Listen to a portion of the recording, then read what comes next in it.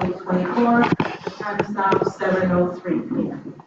With me this evening, I have members Howard White, Ashley Griffin, Janine Randall, Carol Bakey, Sherry McCready Pritchett, Mary Ellen Flaherty Ludwig, Flaherty Ludwig, Dr. Estrella, and her full cabinet. Please stand for the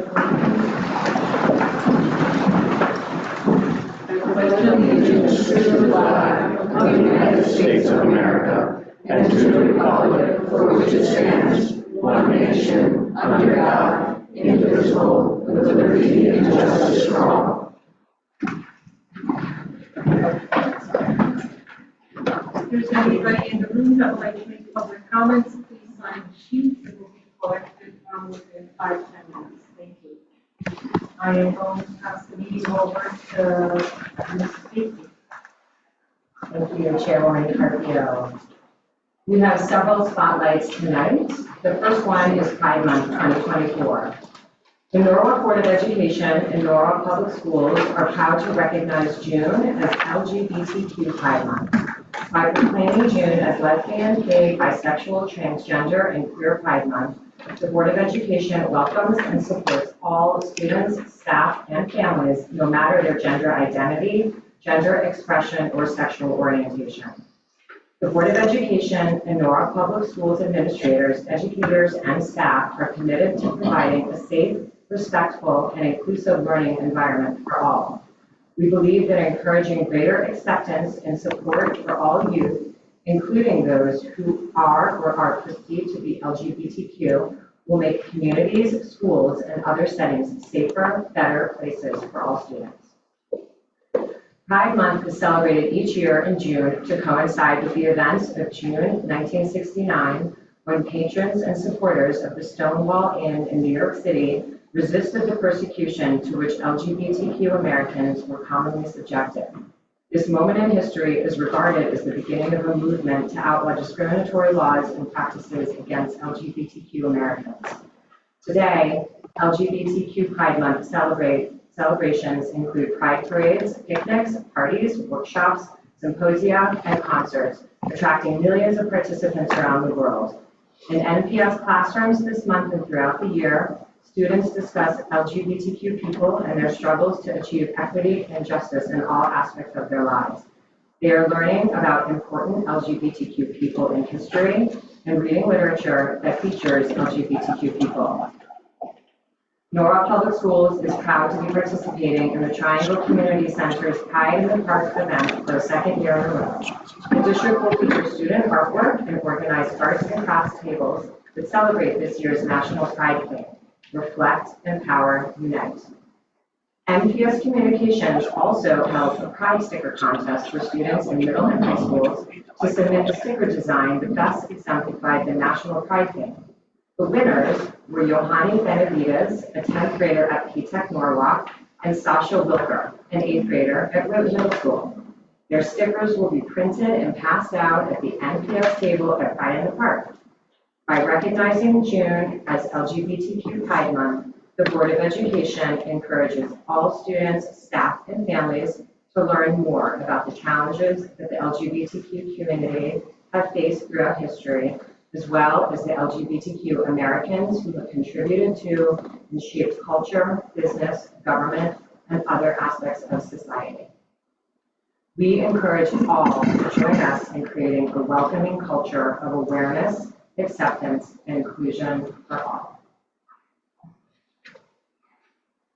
I'll now pass it over to Mary Ellen. Our second spotlight, lifting literacy through the performing arts grant funds, multicultural performances by NICE for 13 schools.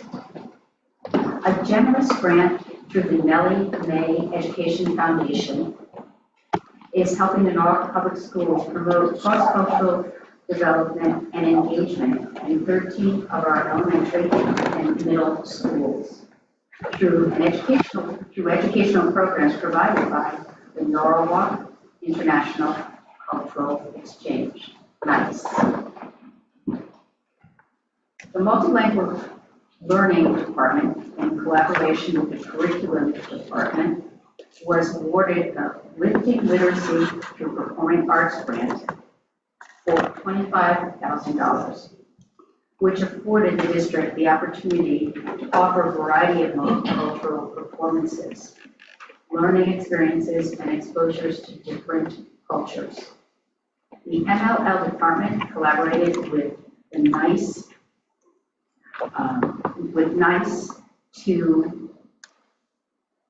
to bring in performances that create the rich linguistic diversity that bilingual and multilingual individuals bring to our communities, schools, and workplaces. Norwalk NICE is an organization that unites performers from various backgrounds, talents, and assembles them to provide students, families with authentically diverse experience. These experiences include performances that promote a variety of languages being used, history lessons, and exposure to other cultures and traditions. Students interact with the history and the music in a fun and engaging manner. Performances are 45 minutes with 7 to 10 minutes at the end for questions and answers. Students can submit questions prior to performance, or it can be an open question and answer session, allowing for 4 or 5 questions. The NICE Institute Educational Enrichment Program has included the following performances: traditional Puerto Rican, bamba, and plena, Caribbean steel, pan, and folklore, Indian Bollywood style, Mexican folkloric and flamenco appearance, and Chinese traditional dance. And I will now read the next spotlight, which is about the National School of Character. The Norwalk Board of Education wishes to congratulate Tracy Magnet School on being recognized as the National School of Character for 2024. Character.org, a national advocate and leader for character development in schools and communities, certified 73 schools across 13 states as National Schools of Character, including Tracy. Tracy Magnet School was the only school in Connecticut certified as a state school of character. The elementary school was last named a National School of Character in 2021. Tracy has implemented a comprehensive approach to help students understand, care about, and consistently practice character strengths that will help them flourish in school, in their relationships, and as citizens in an ever-changing world. The Magnet School completed a rigorous application process that included an evaluation by a team of individuals trained in the 11 principles of character to be named the State School of Character.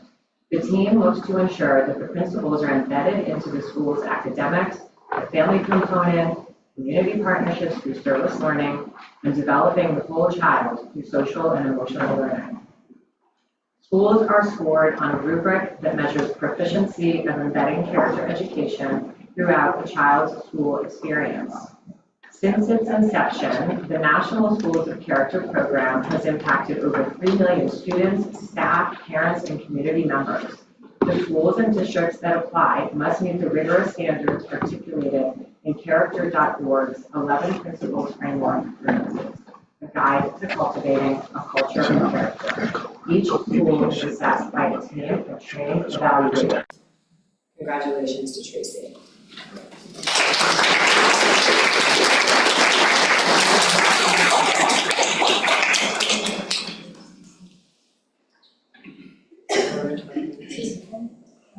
We would like to welcome the principal of Tracy Elementary School.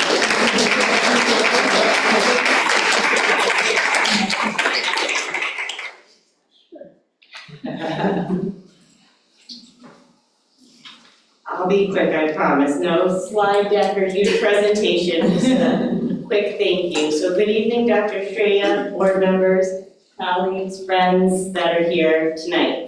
My name is Lindsay Esposito, and I'm the proud principal of Tracy Magnet School. We are honored that Tracy is being recognized as Connecticut's only National School of Character. This is a true testament to our belief in educating the whole child. We would not be here tonight being recognized for receiving this prestigious award without the work of our team. Joining me here tonight is Sherry Duque, our assistant principal, Kristen Penta, our character education theme coach, Claire Mick, our grade 2 teacher, Monica Brown, grade 5 teacher, and not here tonight, but also deserve mention is Dr. Kevin Downing, who is our former social worker at Tracy, and Rob Rydell, our communications and library media specialist. This award reflects the efforts of our team and the importance we put on social and emotional learning within our school community every day. We value the importance of character education, and to further grow at Tracy, we are making the necessary adjustments not only to our schedule, but to resources to allocate additional time and intentional planning around SEL within the school day. Receiving this award from Character.org and being recognized for our work and dedication to character education by the district will continue our mission of developing well-rounded individuals who positively leave their print on our society. Thank you for all your continued support and belief in Tracy Magnet School. Together, we will continue to make a lasting impact on our students. Thank you again for the recognition.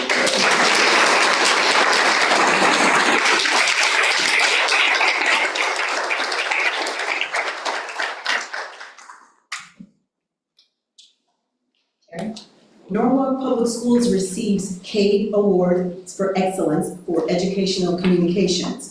Congratulations to the Norwalk Public Schools Communications Department for their recognition by the Connecticut Association of Boards of Education, CABE, earning the Bonnie B. Carney Award of Excellence for Educational Communications in 3 categories: Annual Report, NPS State of the Schools 2022, District Budget, Operating Budget 2023-24 Campaign, and Special Project First Book 2023 Campaign. CABE has been honoring school districts with the Award of Excellence for Educational Communications since 1975.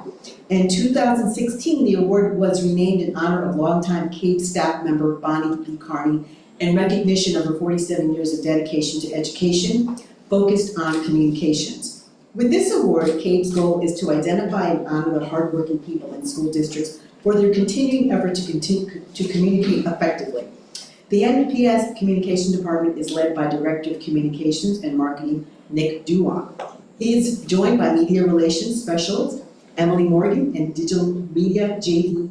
Frida. Starting in August 2022, this team incorporated a new dynamic storytelling approach to all district content. The nature of the team's content has improved through quality, intention, style, prolificacy, and adaptability. The team has implemented new styles of video, from longer form content to implementing short reels content, interviews, features, and campaigns revolving around district events such as First Book and the Hispanic Heritage Festival. The team is also focused on individualized content, putting district students, teachers, and staff in the spotlight.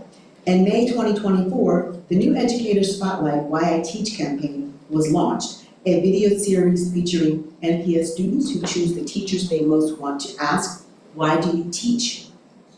And other questions about their profession as proud educators. MTS Communications was first honored for its work in 2023, receiving the NSPRA Golden Achievement Award for the First Book 2023 campaign.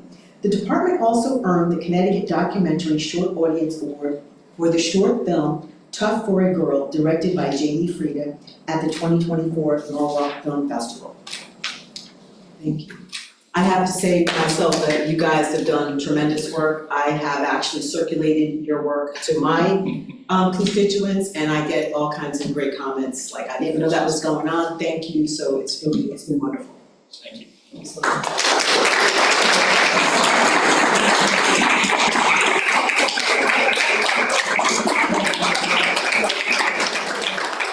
Just a few words. Again, my name is Nick DeWine, the Director of Communications and Marketing. It's such a pleasure to accept these awards on behalf of the highly dedicated team of storytellers.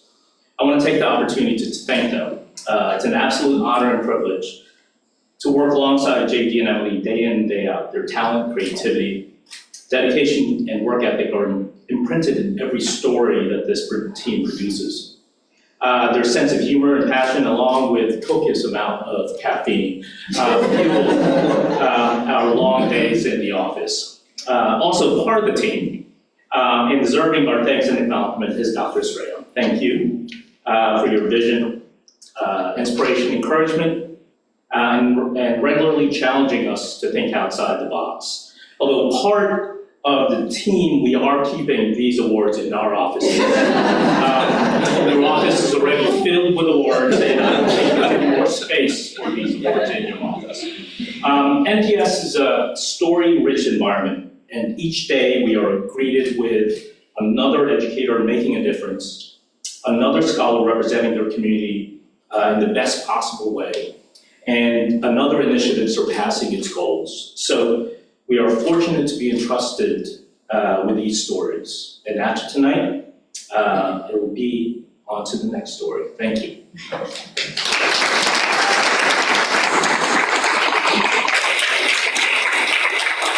Today, I'm gonna ask the communications team to please come forward to receive the 3 awards that have been bestowed upon them. Who's gonna take a picture?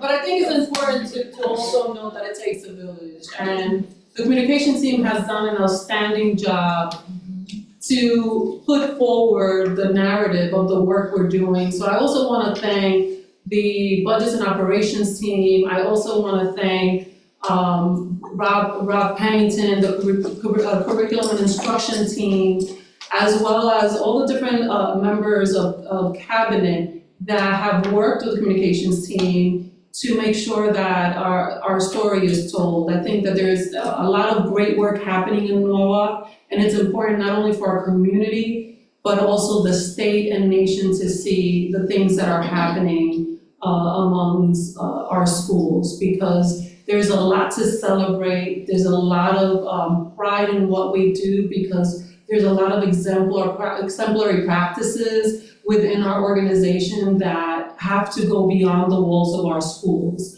so that others can learn from the great things that our educators are doing day in and day out. And thank you for helping us tell our story. I think Mr. Asmani says it all the time. How are we telling our story? You are the people that help us every day tell our story to celebrate the great things happening in our community. So thank you for that. Thank you.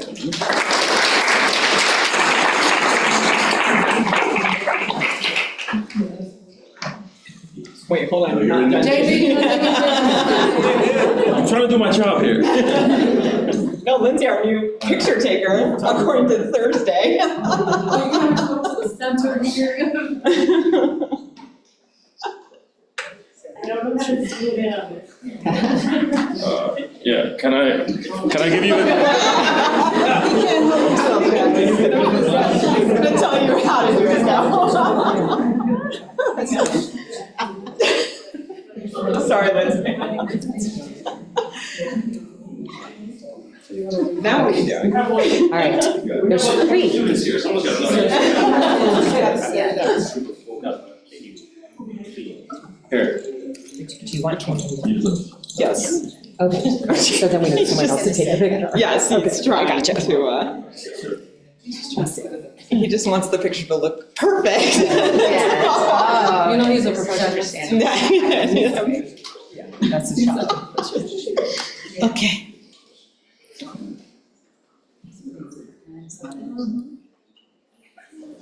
Okay, now if you're here till 10, this is all ladies.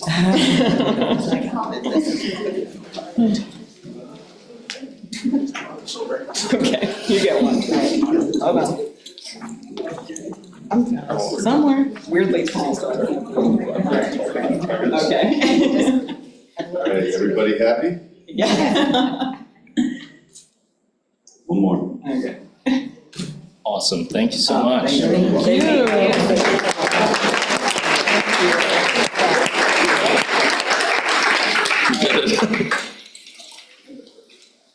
All right, back to work.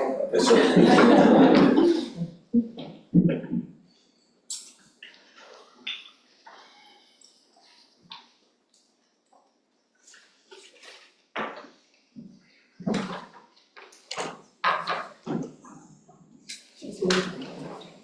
And we have one more spotlight this evening that will be read by Janine Randolph.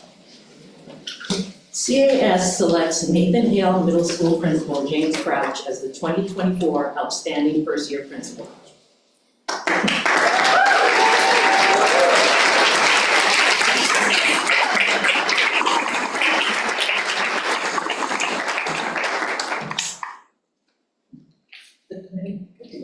The Connecticut Association of Schools, CAS, has selected Nathan Hale Middle School Principal James Crouch as the William Sizlukowski Outstanding First Year Principal for 2024. Crouch took the helm at Nathan Hale at the beginning of the 2023-24 school year, previously serving as the assistant principal. The visiting committee for CAS heard amazing things from all stakeholders, students, parents, staff, and administrators about Mr. Crouch. And the committee felt confident that he was leading Nathan Hale with innovative ideas and a strong belief in the abilities of students and staff. Crouch joined Norwalk Public Schools in August 2010 as the assistant principal of Rhoton Middle School. After 7 years, he transitioned to Jefferson Elementary School as the assistant principal for a year, then to Brookside Elementary School as the principal for a year. CAS considers the Nathan Hale community lucky to have Mr. Crouch, and members of the Norwalk Board of Education wholeheartedly agree. Thank you for your outstanding work this year, and we look forward to seeing more of you and the Nathan Hale community in the future.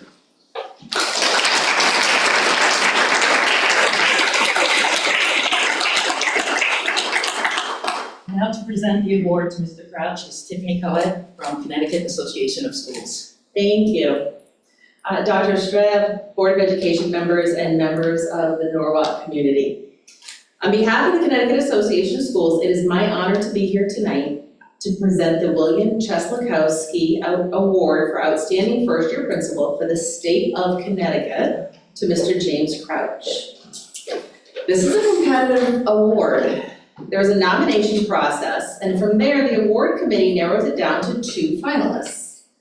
A committee of veteran principals from across the state then visited each of the schools for a half-day site visit, met with stakeholders in small groups. From those meetings with students, parents, staff, and central office personnel, we gained insight into Mr. Crouch's leadership style and the impact on the school community. The feedback we received was nothing short of inspiring. Bear with me, because I have a few vignettes that are too good to skip over. During our discussion with teachers, we heard stories of support and encouragement that have truly made a difference. One teacher shared that she was considering leaving the teaching profession, but cited Mr. Crouch's guidance as a reason that she has remained a teacher. His unwavering support has not only helped her persevere, but has also inspired her to continue to make a difference in the lives of our children. We heard from certified and non-certified staff who spoke about his sincerity in building a family atmosphere at the school, as well as his knowledge of curriculum and ability to give meaningful feedback to teachers. To put it in the words of one staff member, he is the whole package. Equally significant is the deep sense of gratitude expressed by parents for Mr. Crouch's partnership and dedication to their children. Through collaborative efforts and open communication, Mr. Crouch has fostered a strong sense of trust and mutual respect between the school and the families it serves. His commitment to supporting the holistic development of every child has left a mark on the hearts of parents and caregivers. But Mr. Crouch's impact extends far beyond the adults. From students, we heard resounding admiration and respect. Several students spoke of their interactions with Mr. Crouch and how he has helped them to make better decisions, and solve problems. One student told us he sees Mr. Crouch every morning in the hallway, and it is Mr. Crouch's focus on the positive that helps him, this student, to focus on the positive in order to have a great day every day. When asked to describe Mr. Crouch in one word, one student simply said, hero. This powerful sentiment speaks volumes about the profound impact that Mr. Crouch has had on the young people he serves. But his leadership isn't only about the social emotional impact. He's yielded tangible results through initiatives such as the Future Ready Education with Social Emotional Healing, or the FRESH program. He has instilled a love for learning in students.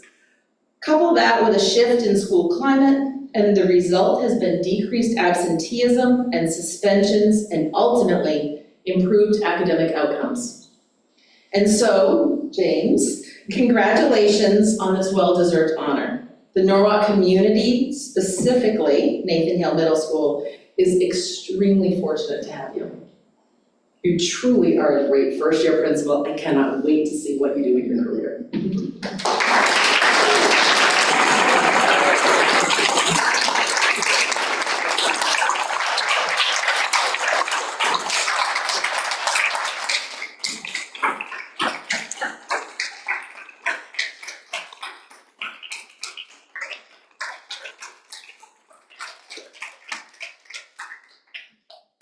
Everybody here just want to see you cry tonight. I'll do my best to hold it together. Whoa, wow, thank you, Tiffany. So, it's been over a month since I won this award, and it's extremely still humbling. But let's be clear, this is not just a win for James Crouch, this is a win for Norwalk, and that's honest. I have so many people to thank tonight. And I know you guys are extremely busy. You got a lot on your agenda, but please bear with me. And I promise to be short. I won't be long-winded, but I need this time just to express my thanks. So, at our last principals meeting, our closing activity was to describe our entire school year in one phrase. And I chose one word, and that word was finally. And the reason why I chose finally, it had nothing to do with winning this award or the great accomplishment we had at Nathan Hale. I chose finally because it was the first time in my career that somebody truly believed that I can do this job. So I have to thank you, our illustrious leader, Dr. Stray, and the phenomenal board for finally believing that I was capable of running my own building and live out my dreams instead of supporting someone else's. And hopefully this year, I did not disappoint you, let you down. Now, I have to thank the 540 reasons I wake up in the morning to come to work. Those are my kids. They inspire me to be great and to improve on a daily basis. And if you know anything about me, I truly love those kids at Nathan Hale. And I will do anything to make their educational experience memorable. They work extremely hard for me, so in return, I work hard for them. So I know it's late, and you should be going to bed, getting ready for field day tomorrow. But if anybody is watching, I share this award with you because without the kids, there is no Principal of the Year. And to my staff, the 89 members that I lead, I thank you for believing and trusting the process. I know it was not an easy task, but we did it and had a phenomenal year. And I look forward to the next challenge. As you already know that I'm thinking of some outlandish goal to come up for next year, and I have my staff in the back, they know that I'm serious. Category 1 or blue ribbon, whatever it is. And I really thank you for allowing me to push you to be great and to be more productive educators. But there are 2 members of my staff members that I have to personally direct my thank you to, and that's Stephanie and Mary Ann for being my co-pilots. You are the ones that do the dirty work. You help me in my job to make it easier. And I want to give you your flowers tonight to make everybody understand and know that I'm lucky to work with you every day. My 3 brothers, who are my support system and allow me to learn from them and become a more effective leader. My professional learning committee consists of the other 3 middle school principals, Mr. Singleton, Dr. Lewis, and Dr. Reynolds. And it's funny because you guys are honoring me tonight as the first year best principal, but I may not be the best principal in my PLC. These guys are the real deal. We are overly competitive because we want to make sure that our kids are the best, okay? And listen, right now, I'm winning.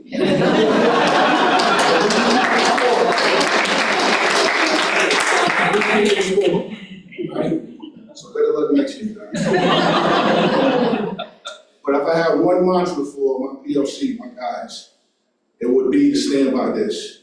You don't let anyone who is not in your shoes tell you how to tie your laces, okay? We are built for this. So let's please keep inspiring each other to be great and exceptional. because you guys inspire me.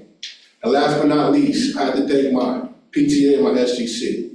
They give me all the okay, they trust me to do what I want to do and make my outrageous and flamboyant ideas come to fruition. So thank you and I appreciate it. So I have one more presentation, but I need a ghost reader for this one. So I'm gonna ask Mr. Singleton if he can come up right now.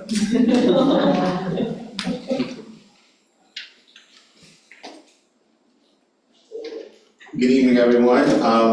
He's waiting for right now, but we're gonna check that later on. So this is a letter to God from James, and it's thanking God for his family. So I don't know why he chose me, because I kept reading it, I'm like, I'm gonna need a tissue. So it says, these are for his 4 beacons of light. So his mom, Susan, and his 2 daughters, who are not with us today, but I'm sure once they get this, they'll be just as touched as if they were sitting here today. Dear God, thank you for selecting me for this wonderful honor, because nothing happens in my life without your blessings. I am truly grateful for this award, but this is not the reason why I'm writing you this letter. I want you to know how thankful I am to you for giving me 4 beacons of light who make my life worth living. Words cannot express how lucky I am to have these 4 beautiful women in my life, and I want to thank them and let them know how special they are to me. To my daughters, Kayla and Aaliyah, you are by far my greatest accomplishments in life. You have blossomed into beautiful, intelligent, successful, and confident women that any father would be proud of. But I'm more proud of your loving and caring heart and your dedication to our Heavenly Father, rather than your academic performance. I cannot wait to witness the next chapter in your story, as I'm sure you will set the world ablaze. Remember, never to follow in someone else's path. I want you to create your own lane and make sure you leave a mark so that they will never forget you. I love you with all my heart, and I thank you, Lord, for giving me these precious gifts. You also provided me with another beacon of light to make sure that I stay on the right path. You could not have selected a better partner for me than Susan. So God, I'm not sure if you are aware, but the rumors floating around that I'm not the easiest person to work with because I'm too demanding. So if that's the case, can you imagine what it's like to live with me? Susan deserves her own ceremony and award for just on this base alone. I fell in love with her from the moment I set eyes on her back in May Room at the University of Rochester in 1995. And I admire and cherish her more today. She is my rock and the one person who will always be by my side through anything and everything.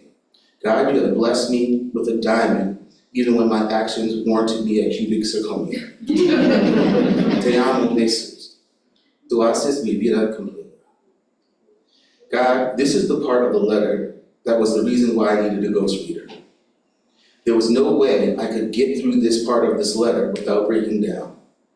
Only you know, Lord, where I would be without the guidance and parenting of Sarita Taylor. I always tried to convey to the world that my personality was similar to a lion. But ladies and gentlemen, you have the opportunity to meet the lioness tonight. Sarita exemplifies all of the traits of the king of the jungle: strength, courage, fearlessness, which I inherited by just watching her daily. She always taught me to be different, but always stay true to myself. When someone asks me about my heroes, I never select Magic Johnson, Michael Jordan, Kobe Bryant, or any other athlete. It was always Sarita. I know all the sacrifices you made for me in your personal life so I could have a better future, and I could never repay you for that. I might have become a professional athlete or entertainer, but tonight I hope I made you proud of your pride and your joy. This ceremony is dedicated to you, Sarita, because I may be your principal of the year, but you are the mother of the century. I love you, Mom.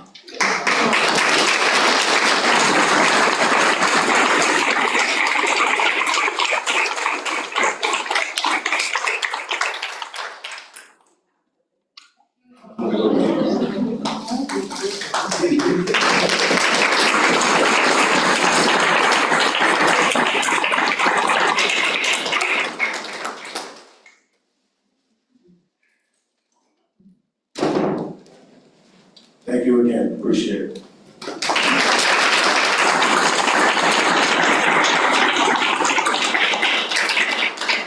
James, let me be the first to say to you, my friend, having the opportunity to work with you last year, having the opportunity to meet you, and to have the opportunity to sit down and talk with you and see you work magic.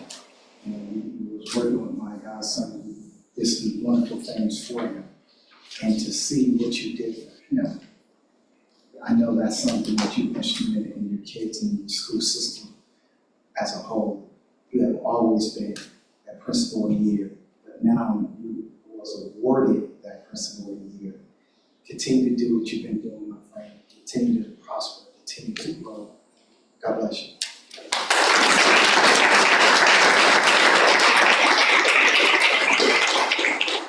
So James, what was the thing I said to you? I need your autograph now? I cannot wait for your movie to be made. Congratulations. I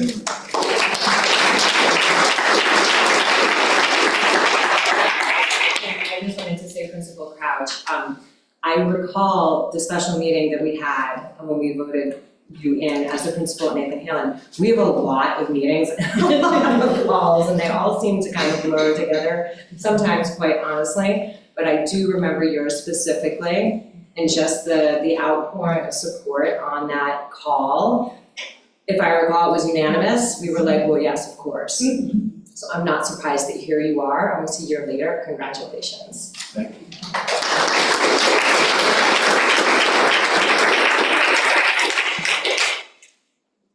I don't know what I can add to that all, but I just have to say, I'm so excited for you. And I feel proud myself of everything that you've done and accomplished in that school. My daughter went through that school and she talks about you still. And it's been amazing to see and hear about what you've done, and many more for you. Thank you.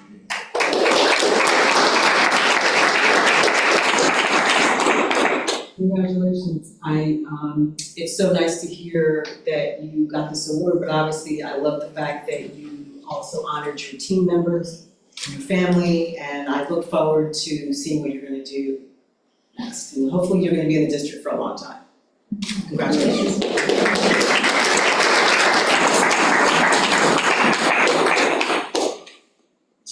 I'd like to just pile on one more bravo. You just represent everything good in our young people and your development as a young principal. It warms my heart, and let's keep it going. Thank you very much.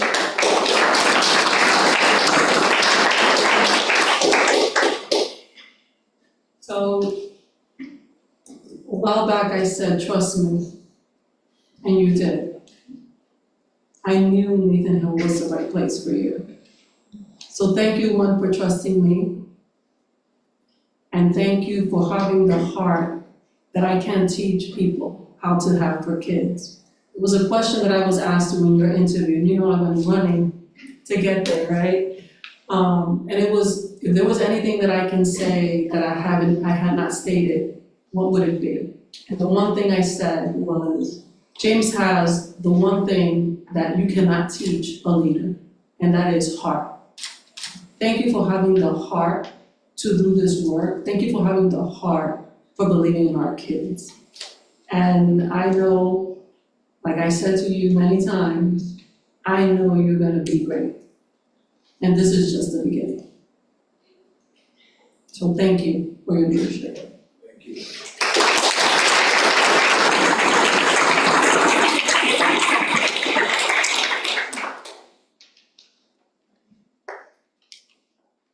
All right, so next item on the agenda is public comments. So we've got two people signed up. Lynn Morris first, please state your address.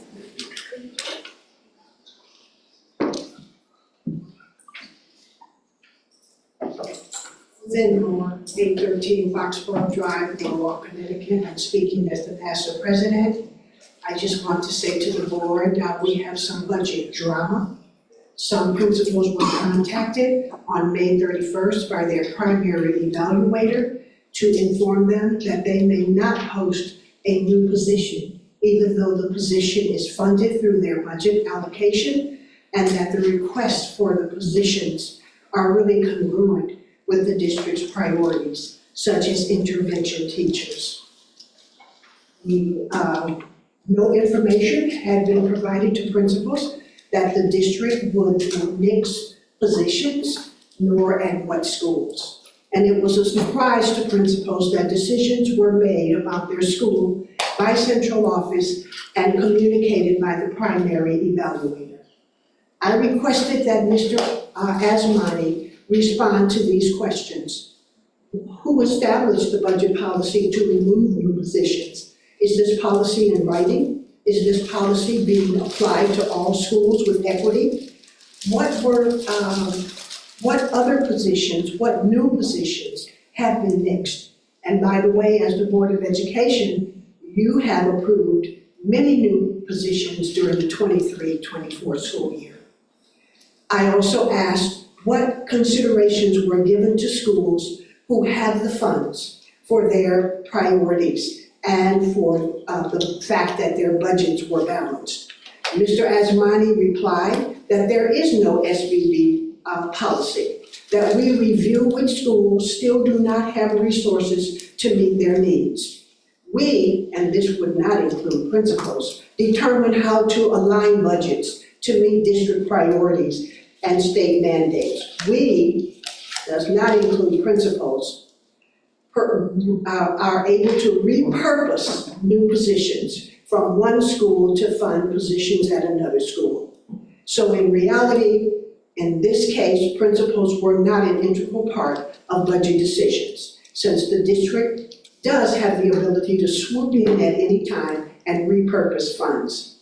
No principal wants to be in a situation such as that. Be on a school bus on a field trip, and then you get a call indicating what's going to happen to your budget. The Coalition of Unions wrote to the mayor, and we asked that the mayor please consider providing the district with a special appropriation so that we continue and support our students. But we also pointed out in our letter to the mayor that we do think there can be reduced cuts for central office, as well as we believe that we can reduce the large expenditures for district travel. Thank you for your time.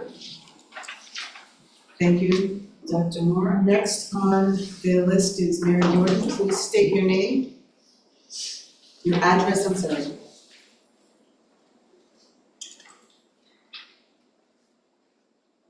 Good evening, Mary Jordan, 9 Mott Avenue, Suite 302. I'm speaking as the Norwalk Federation of Teachers President. Congratulations to those honored in the Spotlight commendations this evening. A lot of wonderful things happening.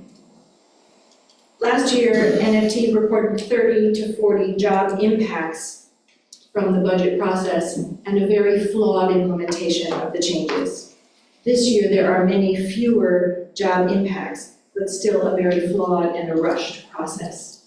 Individuals at HR are working diligently with me, with principals, to regulate the staffing changes related to the budget. However, there have been incorrect notifications and delayed notifications for assignments next year that exponentially increase the drama of changes, unexpected changes to people's careers. We request that if additional funds become available, that positions be restored. Music, counselors, math, coach, and flexibility to retain part-time teachers who don't have the ability to work full-time for various reasons. We are looking for a commitment to work collaboratively with unions to make this challenging process of elimination of positions and adjustments in staffing to be as supportive as possible for those who are facing unexpected career changes. To be done correctly, this requires careful partnerships between administrators, NFT, and central office, starting as soon as the school-based budgets are completed. This past week, I believe we started on Thursday. The deadline was actually Friday. Monday was a cushion day, but we're continuing the work. It is, according to our contract, to be completed no later than June 1st. Thank you for your time. Thank you. Madam Chair. Thank you, everyone. We may have one hand up on. So if the person online, before I unmute you, please make sure you state your name immediately as soon as we unmute. Thank you if you're interested in speaking.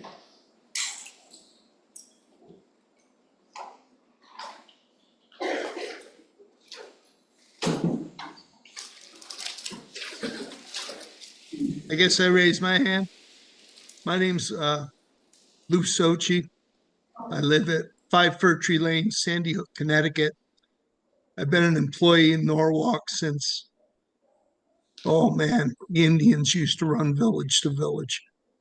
I just want to talk about Dr. Crouch just for a second. On the playground last year when he was our vice principal, I went up to him because I noticed he was, I'm sorry about that he was really stepping up as a leader. And I wanted to let him know that it wasn't going unnoticed. And I said to him, Mr. Crouch, if I had more years left in this game, I would follow you to work with you if you got a principal spot at another job. But I just don't have enough years left in this game. And when you appointed him the job and we were all down there at Nathan Hale watching it, he came up to me and said, well, doesn't look like you got to move anywhere to make that happen. I think you all made a great choice. I really think it's one of the best choices I've seen Norwalk make in my 30 some odd years here. So, Dr. Crouch, Mr. Crouch, I love working for you. You guys made a great choice. And thank you for your time. Do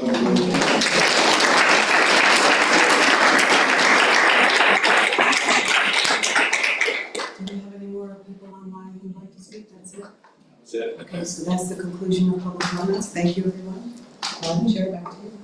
Thank you. I'm going to pass the meeting over to Dr. Estrella for the superintendent's report for the evening. Good evening, everyone. I want to start off the superintendent report today by first presenting to the board the student council that has been working alongside me and Mr. Pennington over the course of several months this year. So I'm going to ask the council to introduce themselves to the board. Yeah, you can from your seat. I'm Mary Laura, I'm in 10th grade and I go to Norwalk High School. Hi everyone, my name is David Berrigan, currently senior at PTech. Gerald Jimenez, 10th grader at PTech Norwalk. My name is Manuel Pizzurria and I'm a senior at Barcelona.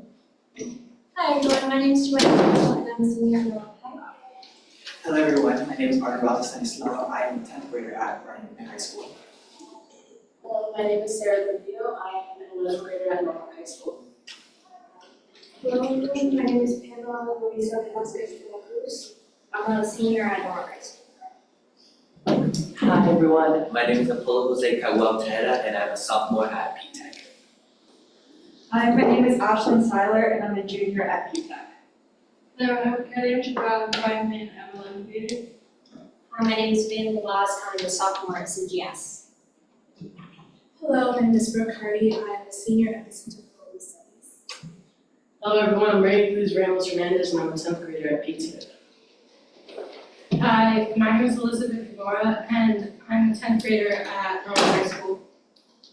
Hello, everyone. My name is Valentina and I'm a sophomore. Hello, my name is Georgia Gashir. I'm a senior at Radingham.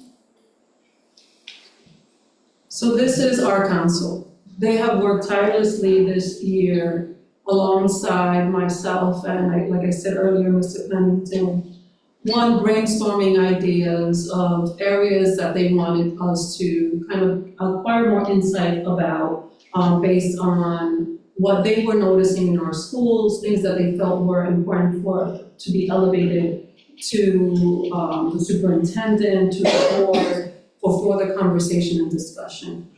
We had a year-long project where not only they highlighted areas that they wanted to further study, but also took the opportunity to elevate one topic and study it deeply.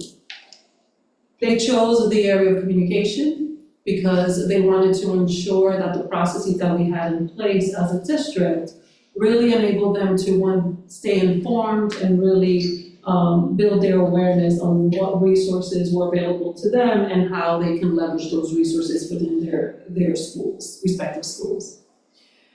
Our objective throughout the year was, one, not only to get student input and learn from them, but also to address the issues that they were facing day in and day out in the schools. Also to build their leadership. As part of our mission, we talk about civil responsibility, and this is one way in which they can practice how to be civically responsible by not only elevating their individual concerns, but also elevating the concerns of others within the organization at large. And also building their capacity to become more of the world's change agents that we need to ensure that when they go out in the world, they know how to advocate for themselves and for others, right? So throughout this process, we not only push them to give us the perspective based on their experience, but also to solicit the perspective of others within the organization. There was a process by which they joined us, and I'm gonna have a member of the council speak about the application process.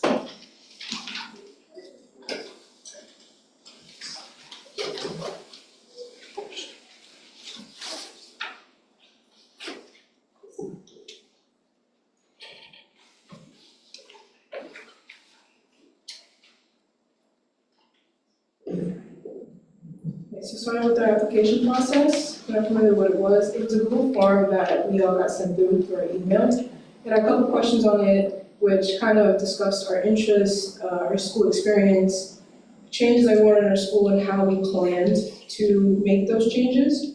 The biggest thing here that we discussed about in our process was why we chose to apply.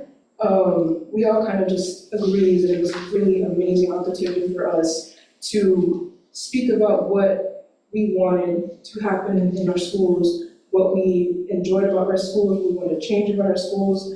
And it overall was an important platform for us because we've never been able to have this sort of, I guess you could say, outlet in expressing what we wanted for ourselves. And also, it was just a great opportunity to talk about the student experience from students, seeing as we are the ones who go to school every day, we are the ones who are in the classroom, so that was our biggest reason why we applied.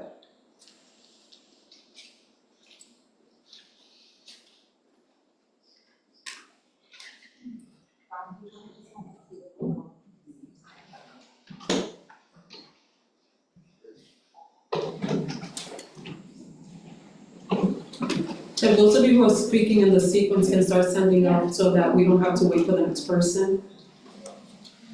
So we're going to be speaking about the purpose now. It really is much an honor to be part of the Norwalk Public Schools Student Leadership Council because we are the voices of the Norwalk Public School students. We understand that we are the advocates for everyone who is under these schools that the Norwalk Public Schools are responsible for. And it is great to have this platform. And we embrace district growth through student input.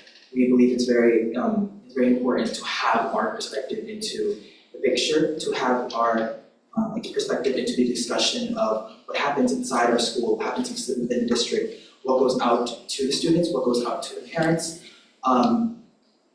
We believe that it's very crucial for our voices to be heard, and it's a very huge part of being and having a leadership council in their district.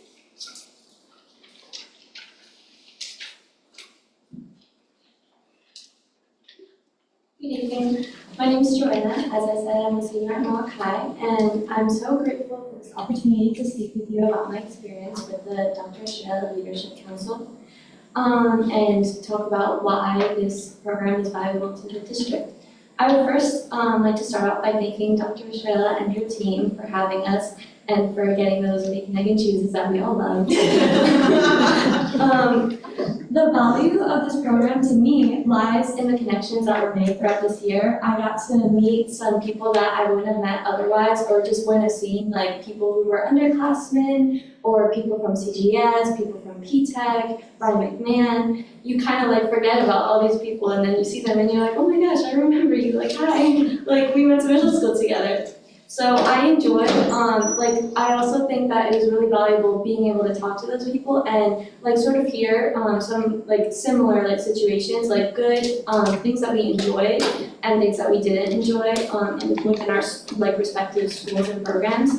And I think that bringing us together was really valuable because it was an opportunity for us to give feedback, and we chose to focus on communication as a group because we felt that a lot of the things that we were talking about had to do with communication.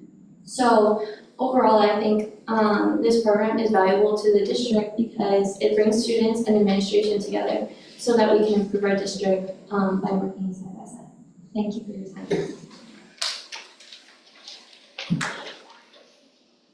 You can applaud while you're speaking.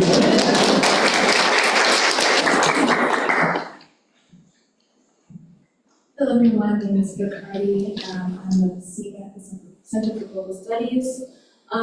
So just some things like how we came up with this goal and solution.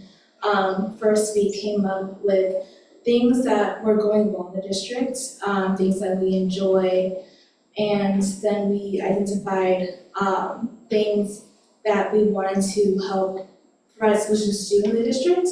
From those, we selected the top 3 topics, and then we narrowed it down to just one, which was communication. From that, we generated solutions to the problem and gathered feedback from others in the district, and we decided that creating a survey created by the students in the districts for the students in the district to provide a more effective way to improve communication.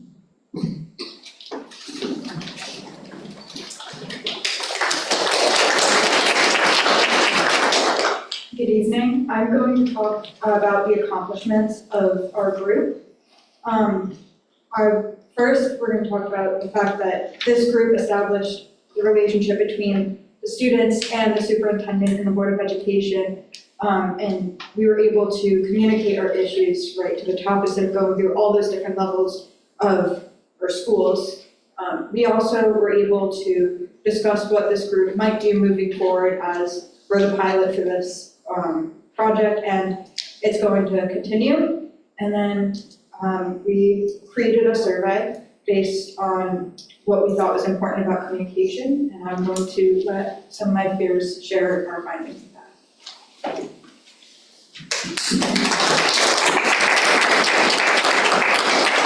Hi everyone, so we saw the graph, and as we see in the graph, it shows how satisfied we are with the task, which is district principal, assistant principal, teachers, and counselors.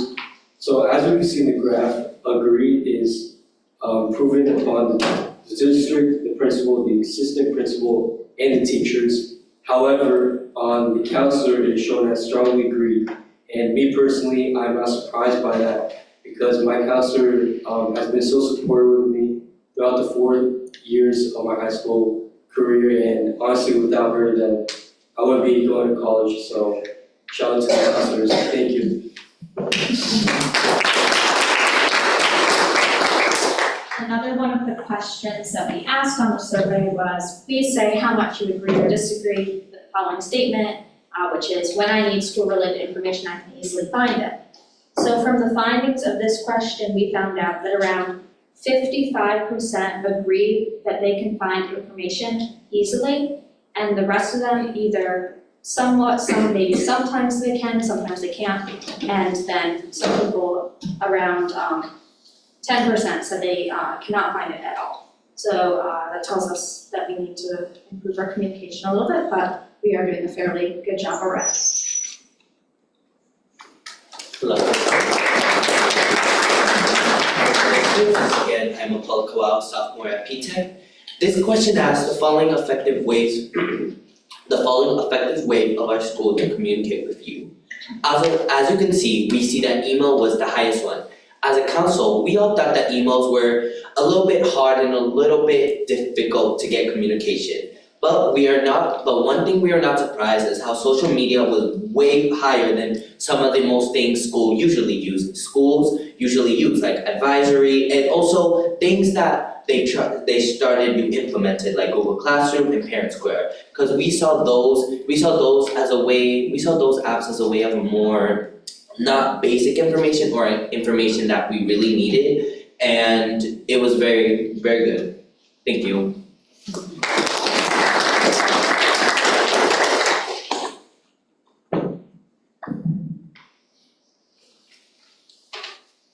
So I just think this survey doesn't close until Friday. We are currently at 435 students who have completed the survey. Our goal is to get another 100. They've committed, they're gonna be telling their friends again tomorrow, make sure they complete the survey. But there's a lot of feedback that students have given as well that I think are really good food for thought for us. And just talking about how they get a lot of emails. We saw emails came through, but they talked about, is there a way to generate more personalized emails versus getting everything from everyone? And so there's a lot of good feedback that has been received. And like I said, we're still getting the survey results, and once we have all that information, we'll make sure that that's shared at our principal retreat this summer, and it's shared with our schools as well. Now, I know some of the members of council wanted to share some additional insights, so those of you who wanted to share some insights, can you come forward?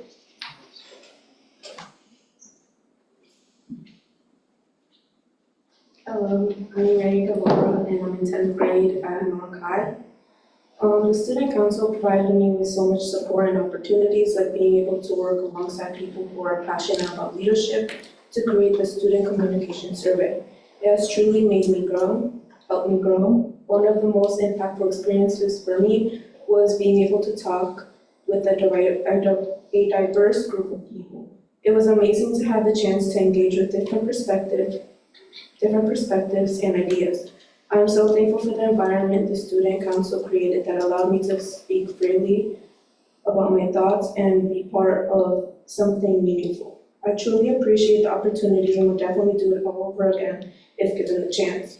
It's a fantastic opportunity to meet new people and have open discussions.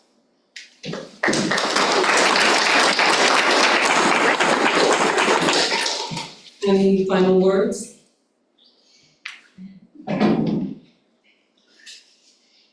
Sorry, back again, but I was just gonna say how the other person said, when I saw the email that I could apply in November, I was in shock because it's Dr. Estrella, of course I wanna meet her, and I feel like this council also gave me a voice and also speak publicly of what I felt like Norwalk Public School could do better because we're the ones in the classrooms, we're the one dealing with all the struggles and all the cons and pros that we have to deal with, and I felt like this student council really brought us like a family, and I'm so proud I got to meet these wonderful people from so many different schools, and this wonderful council, and Dr. Estrella and her team were amazing. Their food was amazing, by the way.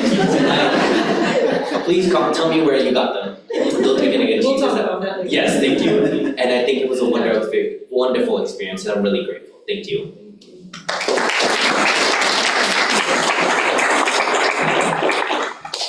I think somebody in the back wanted to say something. Just wanna know, somebody was working today and changed their schedule just to be here today. I'm not gonna say their name. Oh, that's me. I'll say it proudly. I, like, of course, like you said, I found it really important to be here because I remember saying something during the final meeting to the council and of course to you and the team, how I really cherished the fact that I was able to come into a space where I felt comfortable enough to speak about the issues that I saw, but also communicate like the things that I love about my school. I remember there was this one time we were talking about, again, communication and issues that we have amongst not just staff, but also our student body.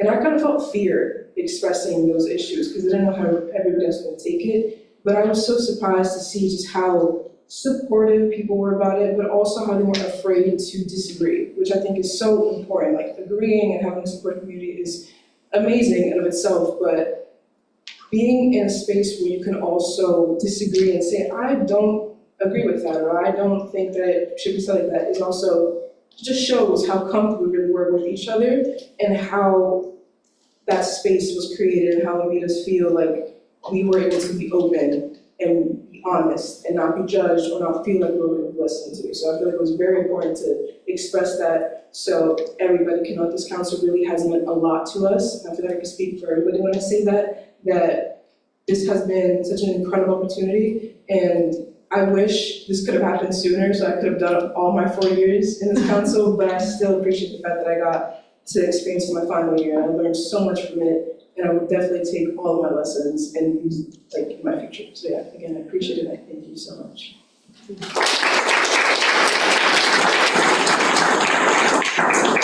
So this program was actually a pilot this year. I think Rob and I have learned a lot, and we learned a lot from you. We had the survey that gave us a lot of feedback in terms of what we can do better next year.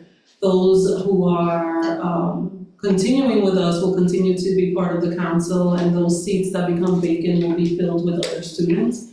We actually accepted every single child that applied this year because we didn't want to eliminate any voices. And we're looking forward to having more students participate next year. Not only was it an honor and a blessing to have all of you, the same way you learned from us, we learned, I think, even more from you. So thank you for the opportunity of partnering with us and helping us grow through your experience. I'm just so proud of what you've accomplished. Your information, like Mr. Pennington articulated, will be used during the principal planning time in July, so that they can take this insight and apply it to their communication goals for the upcoming school year, so that with your work, you can help other students stay better informed and also get the information they need to be successful. Because there were several things that they mentioned to us, for instance, having access to internships, work experience, college opportunities, and understanding the different processes and how to access those processes were things that some students felt that they didn't have a clear guide in terms of how the schools were providing that information or how they can receive that information. So it gave us a lot of insight in terms of some of the professional development we have to provide our counselors and other support staff to more effectively support students. Even though they're doing a pretty good job, because counselors, I think, got raving reviews in terms of communication, there were still things that we can do to continue to improve practice. And I thank you for your insight, because your learning will inform the work that we do for the district at large. And I open it to the board for any questions for the council. Well, I'll just say that I'm so happy to finally get to meet all of you, because we've heard a lot about you from Dr. Estrella, because she's so proud of all of you and that you all stepped up and that you've been so engaged in this process this first year.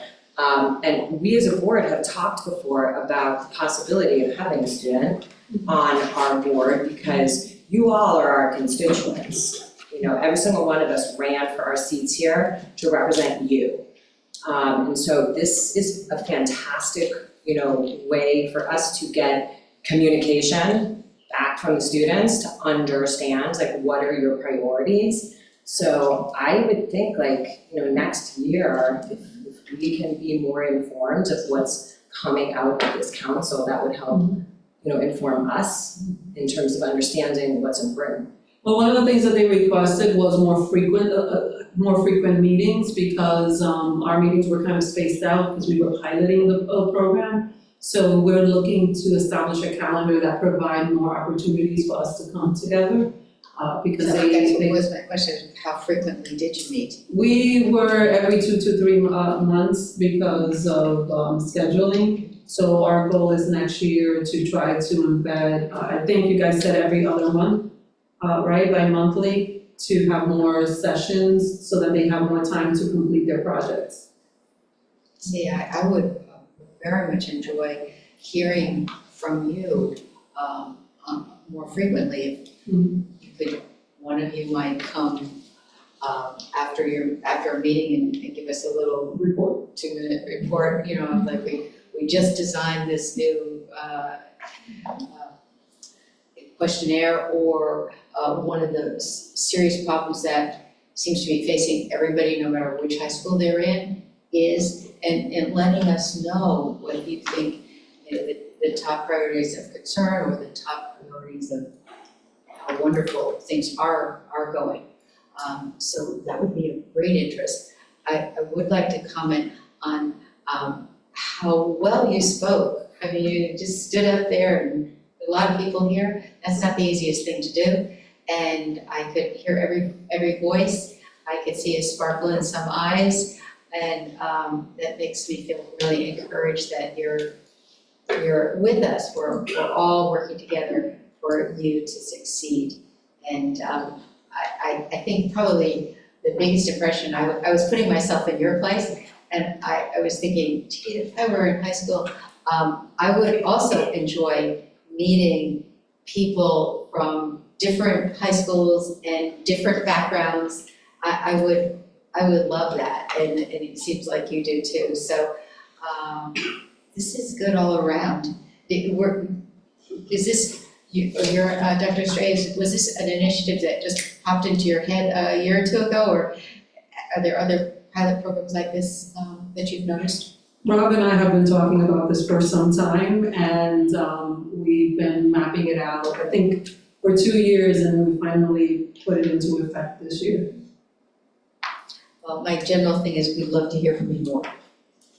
And as Kara said, we did talk about, having students actually being represented on the board, so this really maybe could be a stepping stone to that. But in the meantime, it's great to hear what your concerns are. But in addition to you guys doing that, it's also training for you too, just in terms of, public speaking and socializing and mingling with other people. It's just a really good work informational thing for you too, and also contributing to your civic engagement. And thank you for giving your time to do what you can to help make the whole district better. Like, high school is super busy, and I'm sure you all have a million other things on your plates, and you decided that it's important to you to do your part to make the district better, and that's really fantastic. So thank you for giving your time. It's finals weekend, they're here. Yeah, finals tomorrow. We were all talking about finals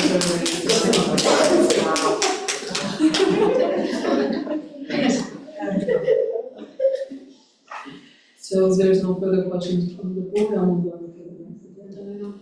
Again, thank you. I know you guys have to go study for finals and have a whole bunch of things going on, so you don't have to stay. But again, it's been an honor. And if I don't see you, happy summer. Thank you.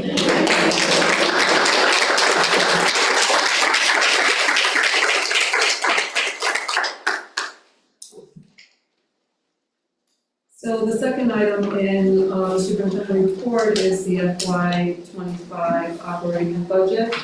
I'm gonna ask Mr. Asmani to join me for this conversation.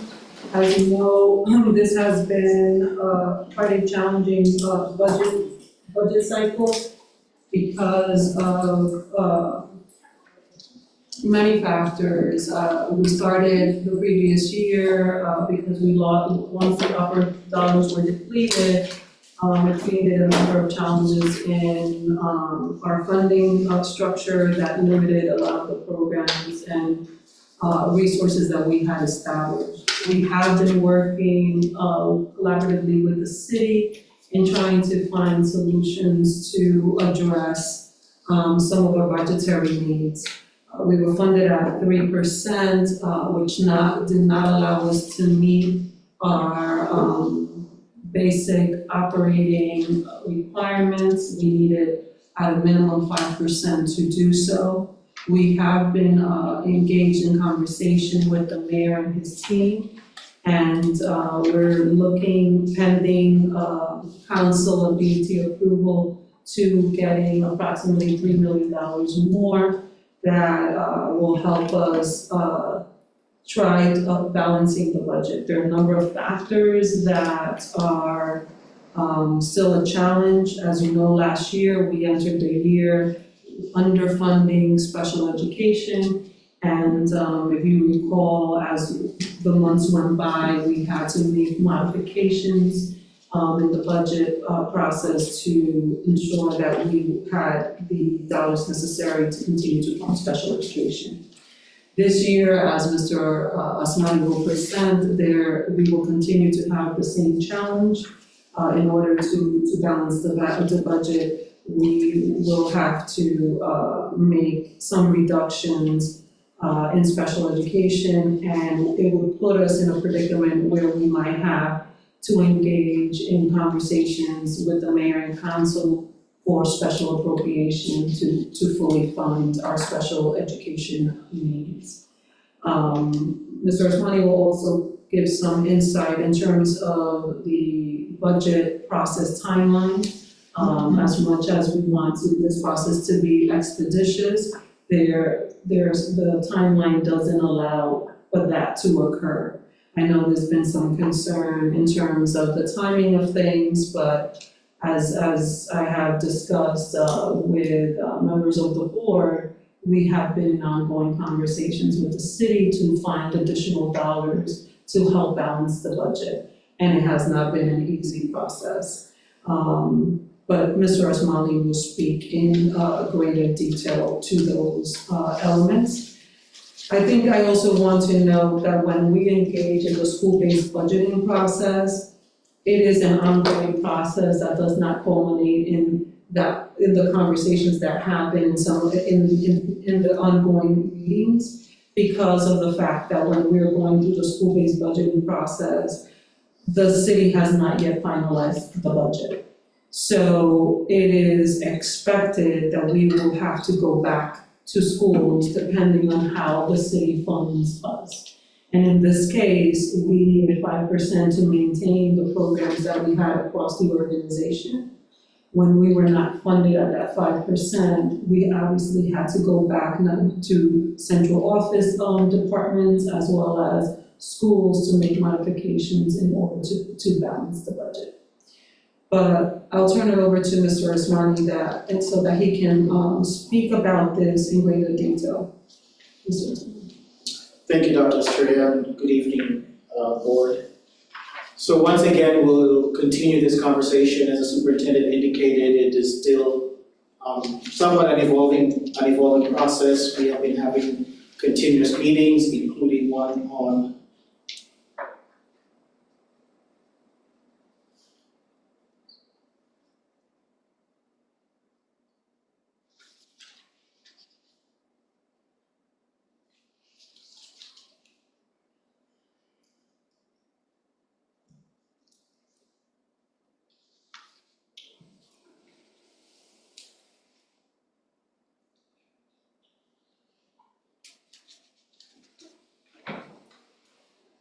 So we continue to have conversations with the city, as the superintendent indicated.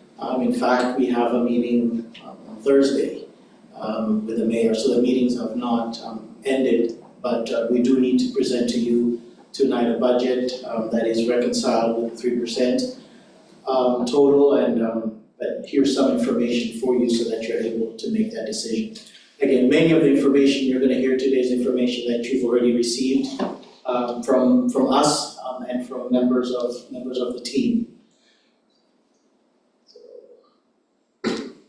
So this slide, I just kind of want to take you, that should say June 2024, not June 2023. Last year when you approved the budget, this was my last slide. And I called the slide looking at 2025, which is looking at this year. And as we closed out the budget last year, We had balanced that budget with some one-time transfers that we knew would go away.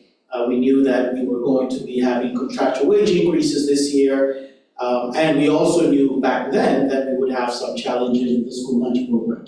So last year, when I closed out the budget, I had actually, as I looked at this, I said, oh, that was a pretty close prediction.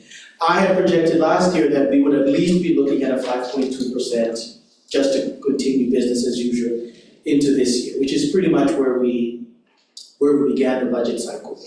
And again, this is the same slide from last year. The process is collaborative. There are a number of people that are involved. Superintendent, cabinet members, we work with department heads on the central side. We do work with school leaders, we work with union leaders as part of this process. I'll talk about more, some of the work that's just now started with our union leaders. Obviously, we visit with you, our elected officials.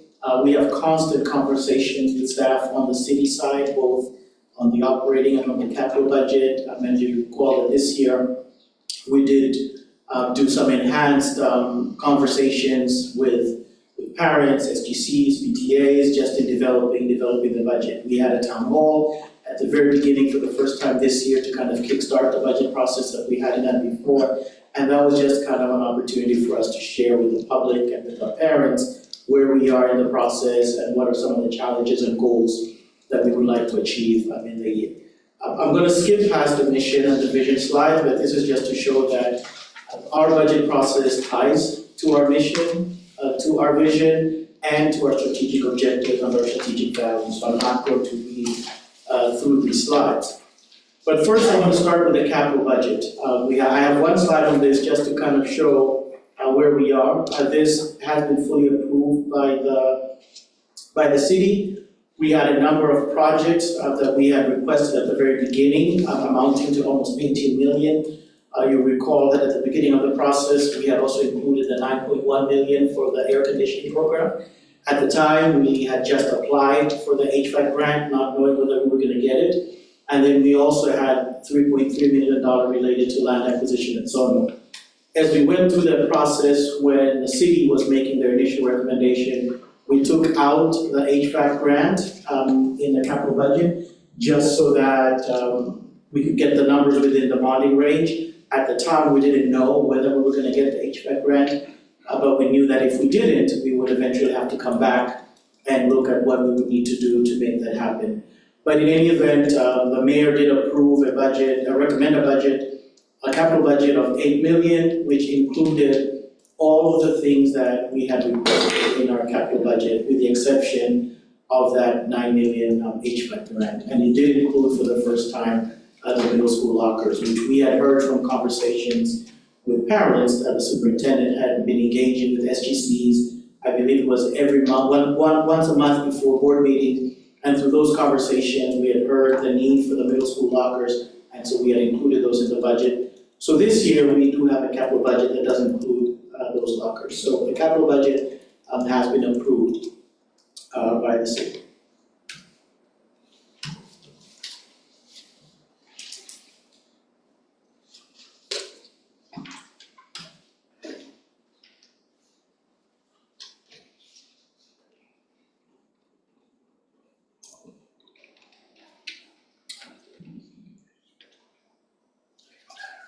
So just going through the process. So we begin the budget process with the pro forma budget. We ask departments, they put in their request. Once the requests are in, the finance department sits with the superintendent, we develop a recommended budget. In December, we brought to you a proposal and you approved a budget of 8.2% that went to the city. The mayor recommended a budget, the common council recommended a budget, which went to the BET. They recommended a budget, and with that budget, we are now at this 9th phase of the budget where we've been working with the schools to develop that school-based budget. As has been indicated, we start engaging with the schools with the guess of what the city is going to give us, because we don't know at the time we begin those conversations. And therefore, we have this process, and that's why it's called a reconciliation. So we were able to reconcile the general fund budget to 3%, which is what the city has approved, and I'll talk about that. We do have a grant budget that's part of this budget, that this year will be 37.5 million. which is 11% more than what we had last year. But the grants do include funds that are carried over, because grants allow us to carry over funds year over year.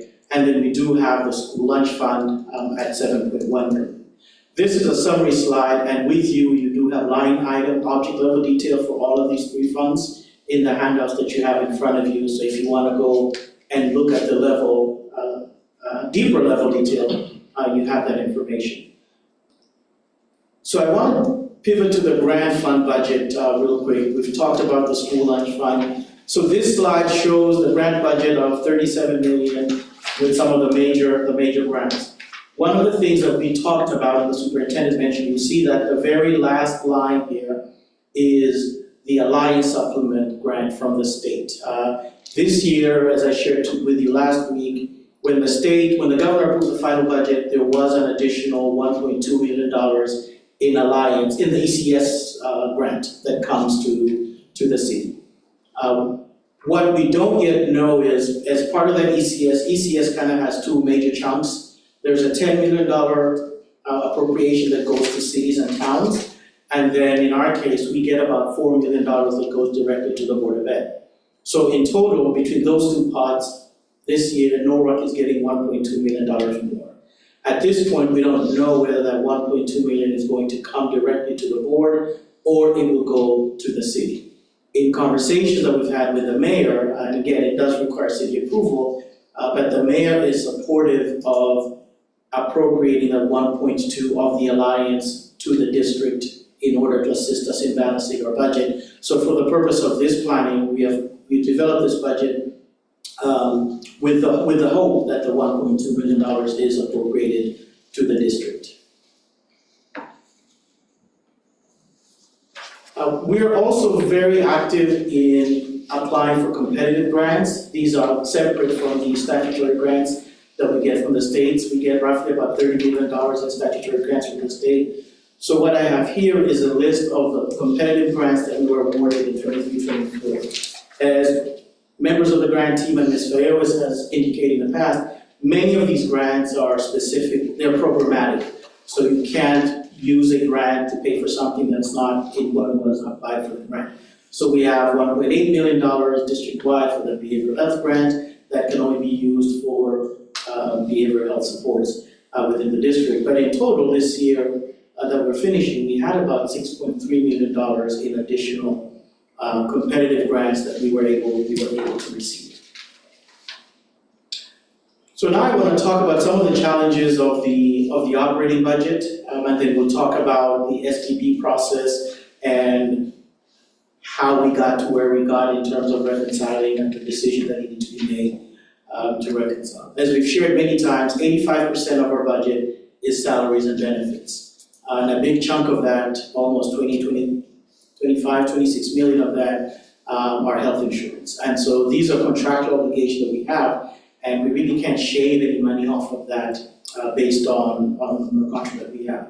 So currently we have two plans. We have a Cigna plan and we have members who are on the state plan. We did receive information this year that our Cigna rates went up 15% for those that are on the Cigna plan. And our state plan rates went up 2%. So we were fortunate to have a lower increase on the state plan, but a majority of our employees now are on the Cigna plan. So that was a significant hit on the budget itself. What I also show here is a premium cost share because we share the cost of health insurance with our employees.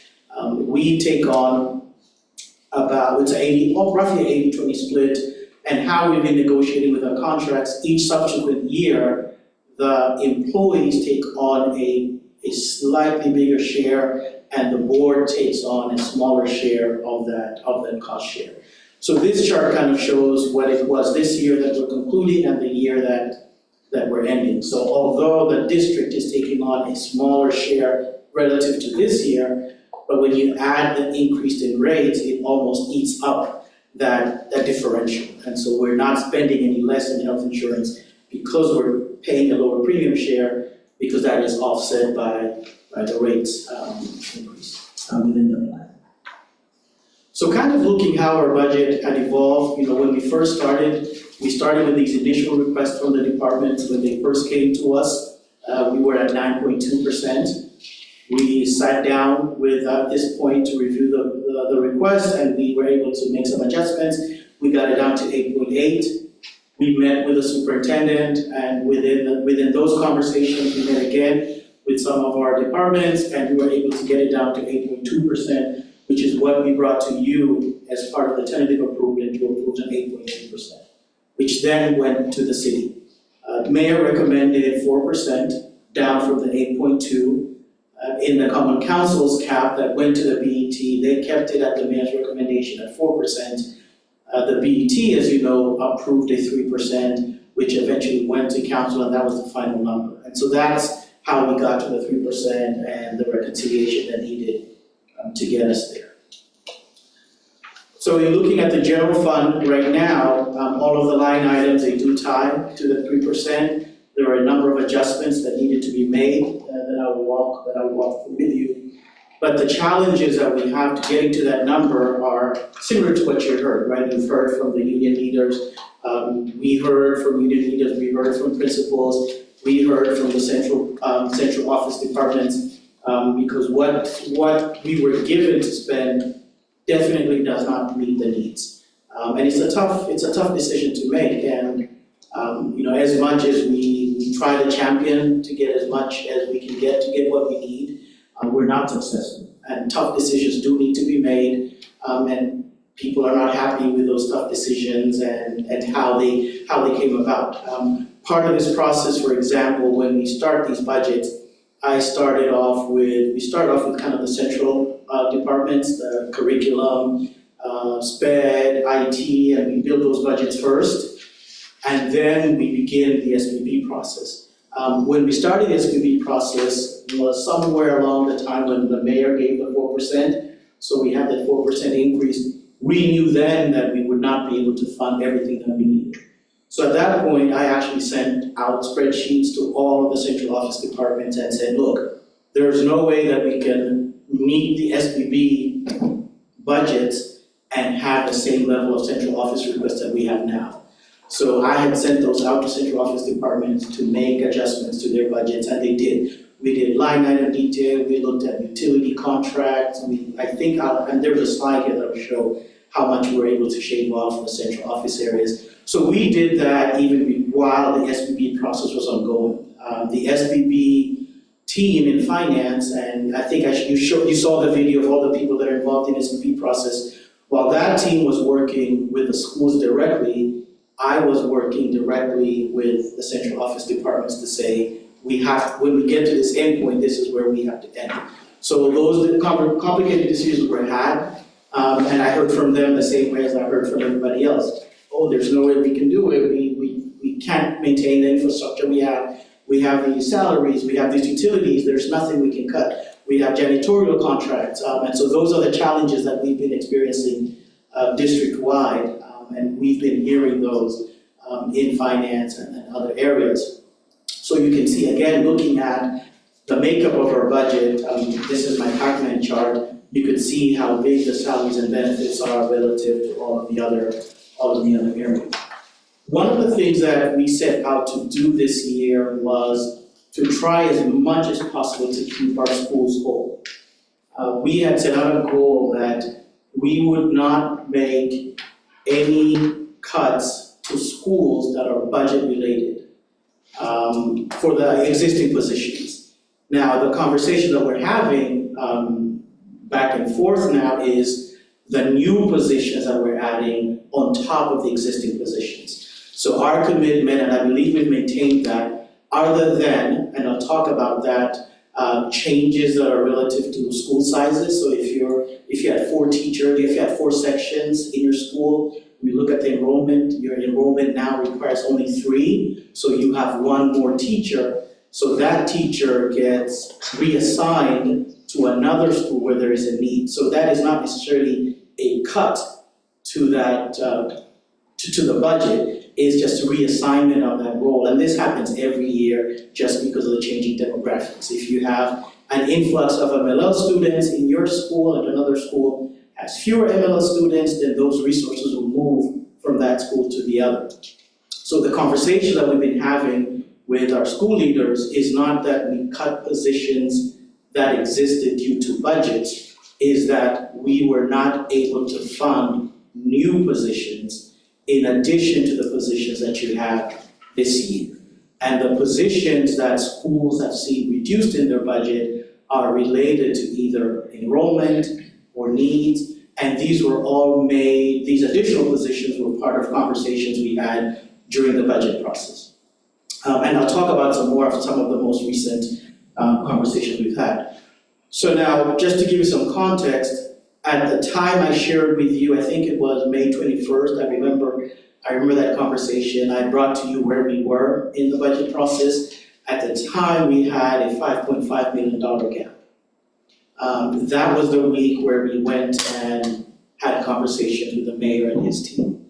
In those conversations, the mayor and his team, he had indicated that from the ARPA funds that they had received and from these alliance funds that they had received, we could potentially get $3 million more. It still requires council approval, so we're still hoping on that $3 million, but it's not yet a done deal. But even with that, we had $2 million still to make up.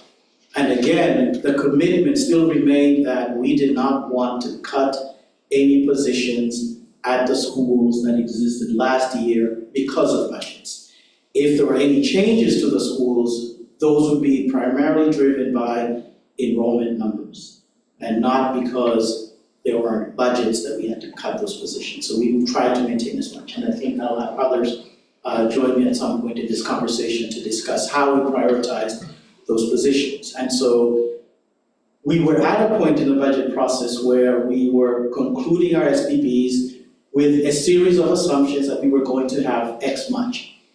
We are at a point now knowing that we don't have what we were hoping to have. We have made cuts to central office, we have made cuts to other areas, we have identified these new grants that are coming in, and yet we still have a gap. But the commitment remained that we weren't going to shave off positions that existed. But we also know that there are needs within the district. We know, and Mr. Pennington will share charts about MLL data and SPED needs that we have. So in the past week or so, we went back to look at each individual school, what are their SPED numbers, what are their MLL numbers, and what are those resources that are needed at that school that actually were not part of the original SPP budget when we concluded those processes. So we re-engaged, we reopened those files, and we went school by school, and there are schools where we actually gave them and said, the data says you need an MLL teacher. In balancing your budget, you only had 0.5 a para educator. And we know from the efficiency study, not even from the efficiency study, that's not the direction that we wanted to go. So we went back to the schools, and for those schools that were underfunded as a result in these new positions, we reevaluated, and there are schools that had more.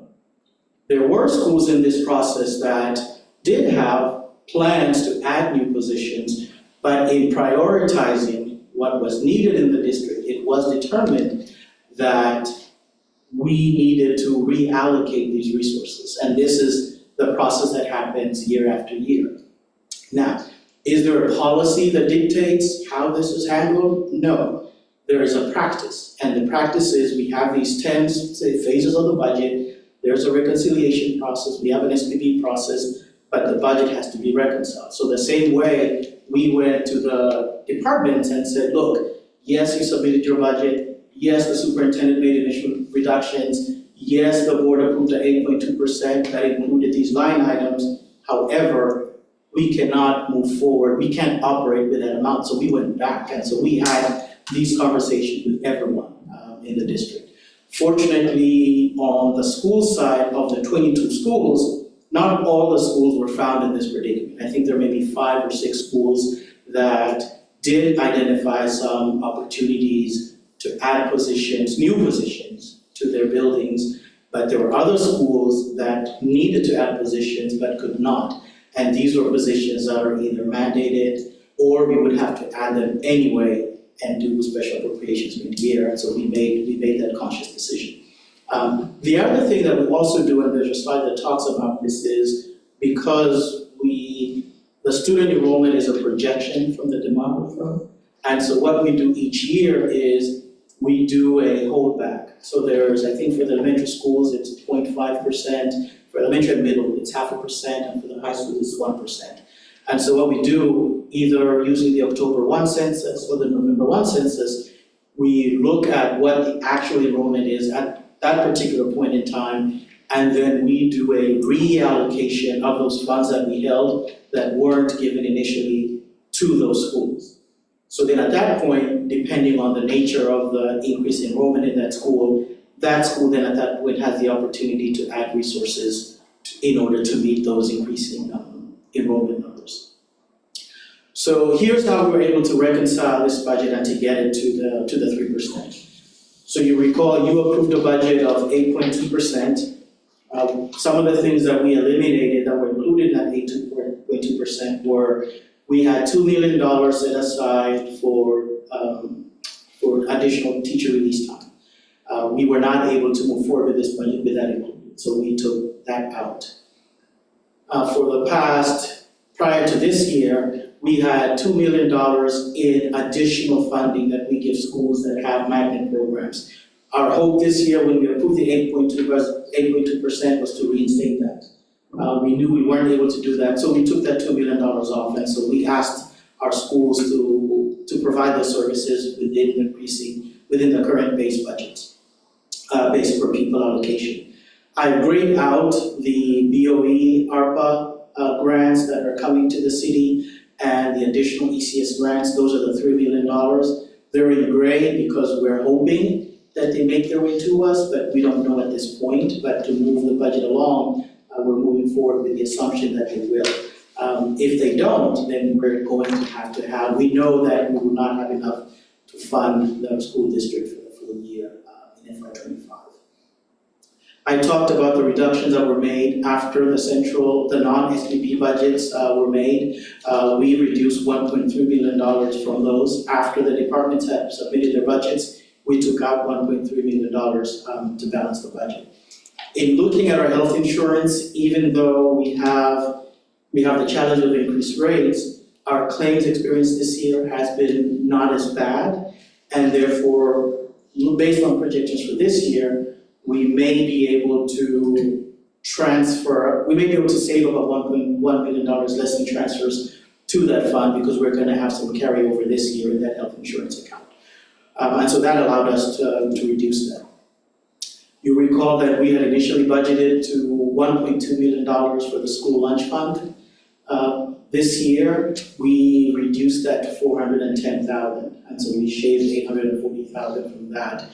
And I'll talk more about that. And then just in looking at we're projecting for year end, we're already budgeting to spend $2 million in prior year carryover. We're hoping that we can squeeze another $500,000. If we don't dip into it this year, we know we're going to dip into it some this year, but maybe with another $500,000, that'll get us there. In looking at positions, there are 7, I believe we're at 7. There are 7 central office positions that we're taking out. In this budget, that's roughly about $670 from $672,000 out of the budget, and so that'll get us there. That part of the formula. We do have vacancy turnover when employees leave and new employees join the organization. There's a salary differential depending on how long the person has worked here. It doesn't always work out. You may lose a math teacher and you hire a math teacher with a doctorate with experience and you're paying them same as the person who left or sometimes even more. But on average, district-wide, we think there's about $600,000 in turnover savings that we may get. And in working with the school budgets, some of the conversation I just had with you about schools needing more services, we actually added an additional $382,000 to the school budgets after the SPP budgets were concluded. So there are some schools that actually got more within that allotment. We do have a number of schools in the past where they weren't able to meet all of their needs with their local dollars, and so we supplemented those schools with grants. This year, it has not been as easy just because many of our grants are already spoken for and we don't have as many. And the new ones that we do have are specific to particular programs. So these increased SPB budgets are actually supplemented within the general fund, not even from the schools, but just from other areas into the SPBs.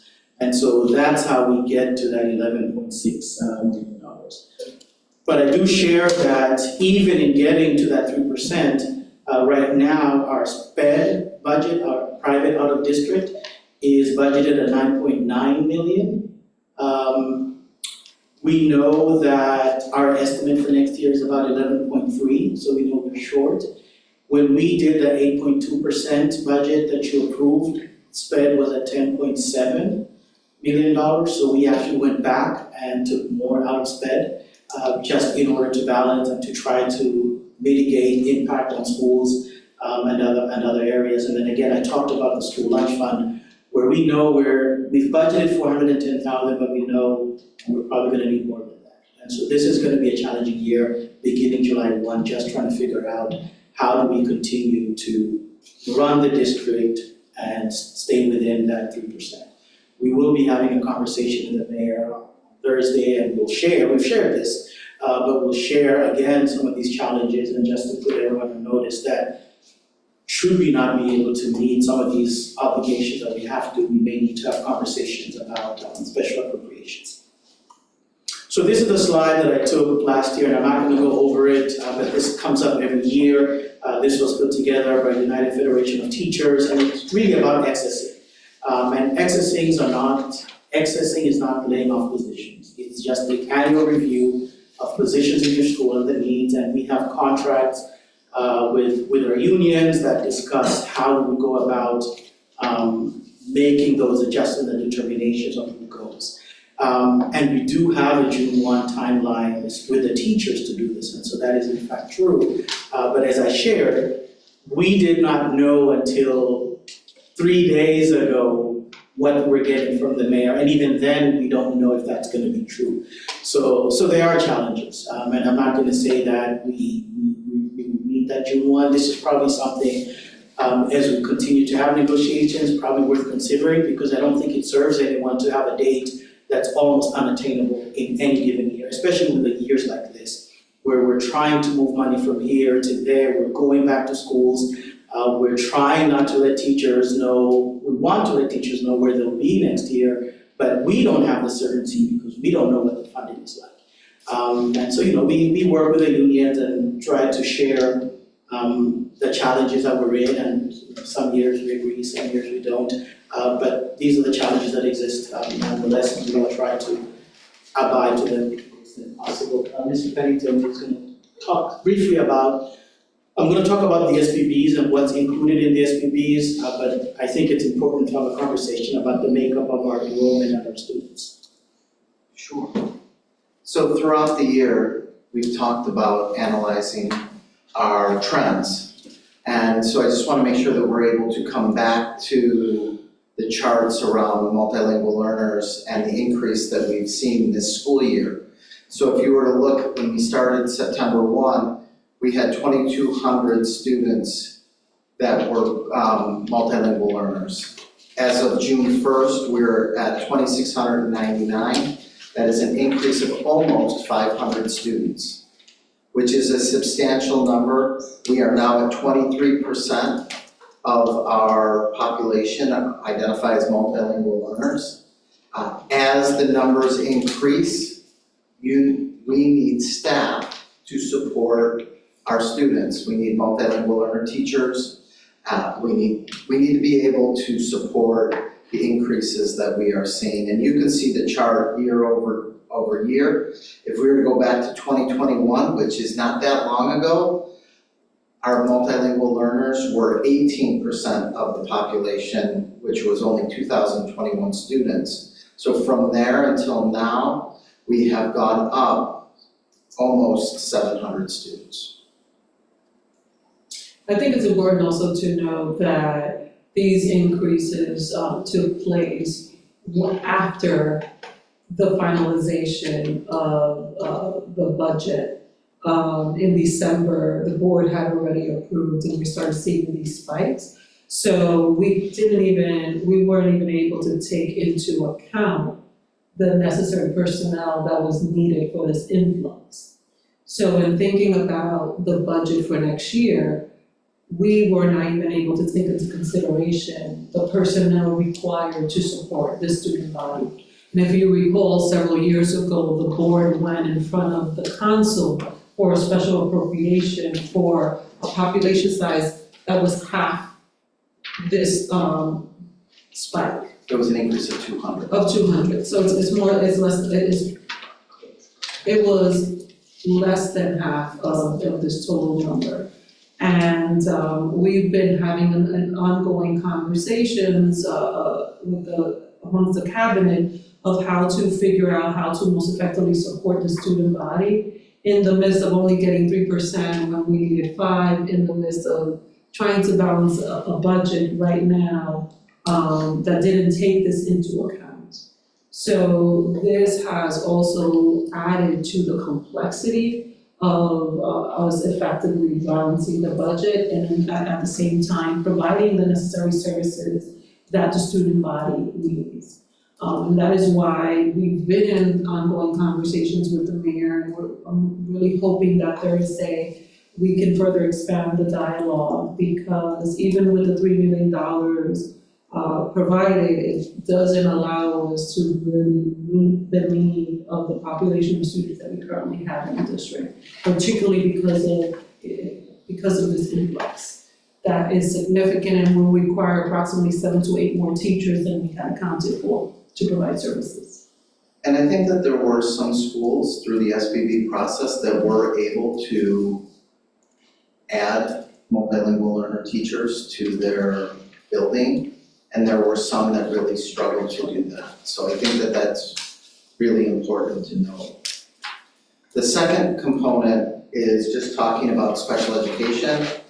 And throughout this year, this chart goes from October 1 all the way throughout the year, and you can see we've had an influx of 200 students from October 1 until today, until June 1, in students receiving specialized services.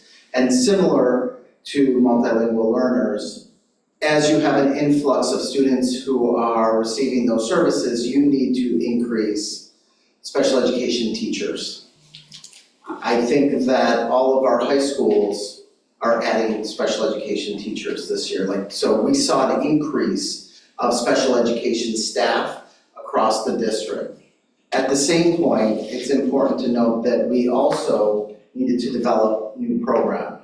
And one of the new programs in particular was a program that wasn't even identified as a need until March, April. And it was based on what our NECC preschool was seeing. And it was really important that we best support students coming from NECC with a specialized program, because that program is going to support their needs. Without that program, it does lead to a potential students looking for outplacement, which would be a substantial cost to the district long-term, because if a student was to go out in kindergarten, now we're talking the rest of their career that they would be in an outplacement. So developing programs in district is essential for us to, number one, support our students in district in the least restrictive environment, but also from a financial standpoint, it also can stop students from having outplacements, which would be substantially more cost prohibitive. Thank you, Rob. So again, just to kind of recap what's included in the school's budget by level. We share with you again the meetings that we were having with the principals and members of their schools. So at the elementary school level, all schools have maintained their assistant principals of instruction. Those positions are split. They're funded between the Alliance grant and local funding. So we've continued that. We've maintained the number of sections required to stay within class size guidelines per the union contract. All elementary schools currently have maintained the math and reading, writing improvement teachers. We've also maintained all of the math and literacy coaches at the schools, and all schools have maintained a school counselor. We did add one lead classroom this year at Kendall, but that's included in the SPPs. At the middle school level, again, we've maintained math and reading improvement teachers. All schools in middle schools have math and literacy coaches. All middle schools have maintained counselors at the American School Counselor Association ratio of 1 to 250. All middle schools have $40,000 allocated for sports and other related after-school programs, with Concord having $20,000 just because of the nature of that program. At the high school level, we have allocation for departments, PTEC and CGS, Brian McMahon and CGS and NHS and PTEC, we share a campus, and so we continue to allocate expenses between those schools based on a formula that we've developed. Classes are aligned to the program of study and require a 15 student minimum where appropriate. Again, at the high schools, we've maintained counselors at that ASCA ratio of 1 to 250. Across the district, as I said earlier, we are doing a 0.5% holdback for elementary and middle schools and 1% for high school, excluding the magnets. And what we do with this funding is in November, we look at the enrollment and then we reallocate to those schools based on those trends. We don't take any money away from a school once their SPP has been approved, even if that school sees a drop in enrollment based on what was based upon, but we don't take money back. We just withhold what they would receive in addition based on their enrollment. So we redistribute the enrollment amount that's set aside. We have worked to try and do coding for all of our students within their schools to provide a true costing of the schools. The IT and our digital learning department work with us to determine per pupil students for technology. We have math and science per pupil amounts and ELA per pupil amounts that are included in the school-based budgets. And I talked about the LEAP classrooms and the STARS classrooms and some of those individualized programs at the school. As Mr. Pennington mentioned, this year we did try to fully support our schools with the resources needed for MLL and bilingual paras.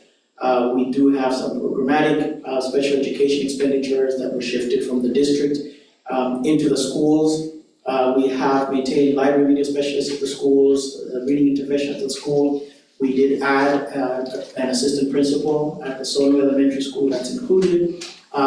We do have currently Dean of Students is a matter that's being negotiated between NFT and NASA, and what we plan on doing is whatever that amount, the compensation that is determined, we are not going to ask the schools to absorb that amount within their budgets. We will fund that through other sources and appropriate that either to the school or work on a mechanism for split funding those positions. But our goal is to fund the Dean of Students at whatever salary that it comes in and keep the schools whole. Because I think at this stage, to go back to a school and say, you have to come up with extra dollars for your deans after your budget has concluded, I think that's an unreasonable expectation, and we would never put that expectation on any school leader at this point in the budget process. But we do know that we don't have a resolution to that. We don't have a number for that, so we did include it. It's really no different than when we're going through union negotiation and we don't know what future salaries are going to be.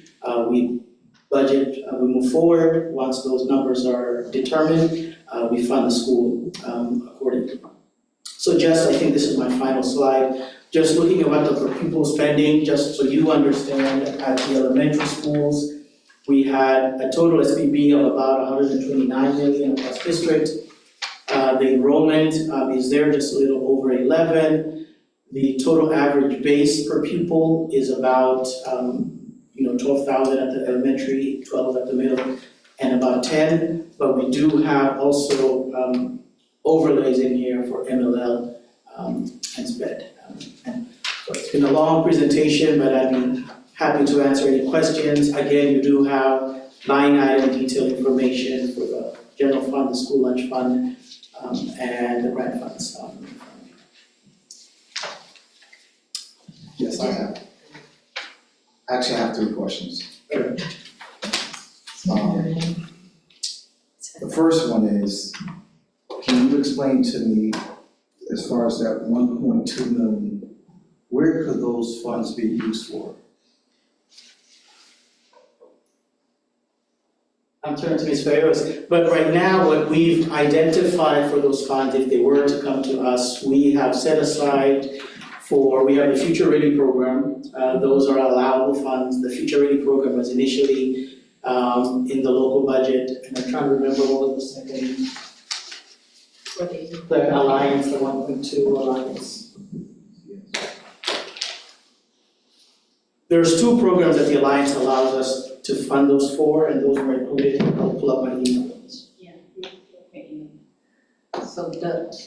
So there were some programs that were still being funded through the remains of ESSER 3. So I know that ESSER hasn't been like a huge topic of discussion, those were the final opera funds. But the program that actually probably Ralph could speak to this more than I can even, were the Future Ready programs. That's the Twilight Virtual Academy, those programs that are currently housed at Briggs. A big portion of that will go to continue that program. And then. Oh, actually happy to hear. Yeah. So of that 1.2, we had 560 for Future Ready, 600,000 for Summer Academy, and then others are related to leadership and professional development for the schools. 40,000 for place. Yeah, 40,000, sorry. Good. That's okay, I'm just. Thank you. Thank you. So, last year, 23-24, we had a salary of 144 million. Moving into 24-25, we have a tentative approval budget for 245 million. We have a budget that we're looking at salaries for 24-25, 153 million, which is a 9 million increase. Out of that 9 million, are those new positions? Is that also part, I know you just talked about like the dean of students and all that, but are those new positions or also? So there's some new positions, but what happened this year is we had some ESSER positions that were funded in a grant. That grant has gone away, and so all of those positions are now in the local budget. And therefore, you'll see a corresponding decrease on the grant side because the local budget is now absorbing those positions. So rather than laying off those positions because the grants have gone and those positions are still needed. So that's a big chunk of that increment, is these positions are now being supported locally. We also saw that last year as well when we lost ESSER 1 and ESSER 2. Those positions were absorbed locally, and now we're losing ESSER 3, so those are now being absorbed locally. So that's the biggest driver of those increases. Okay. Will that also include increases of salaries? Yes. It would include contractual increases. Right. My last question, sorry. Talk to me a little bit more about, I know SPED and how SPED operates, and you're talking about 9.9 million, and it's maybe over that.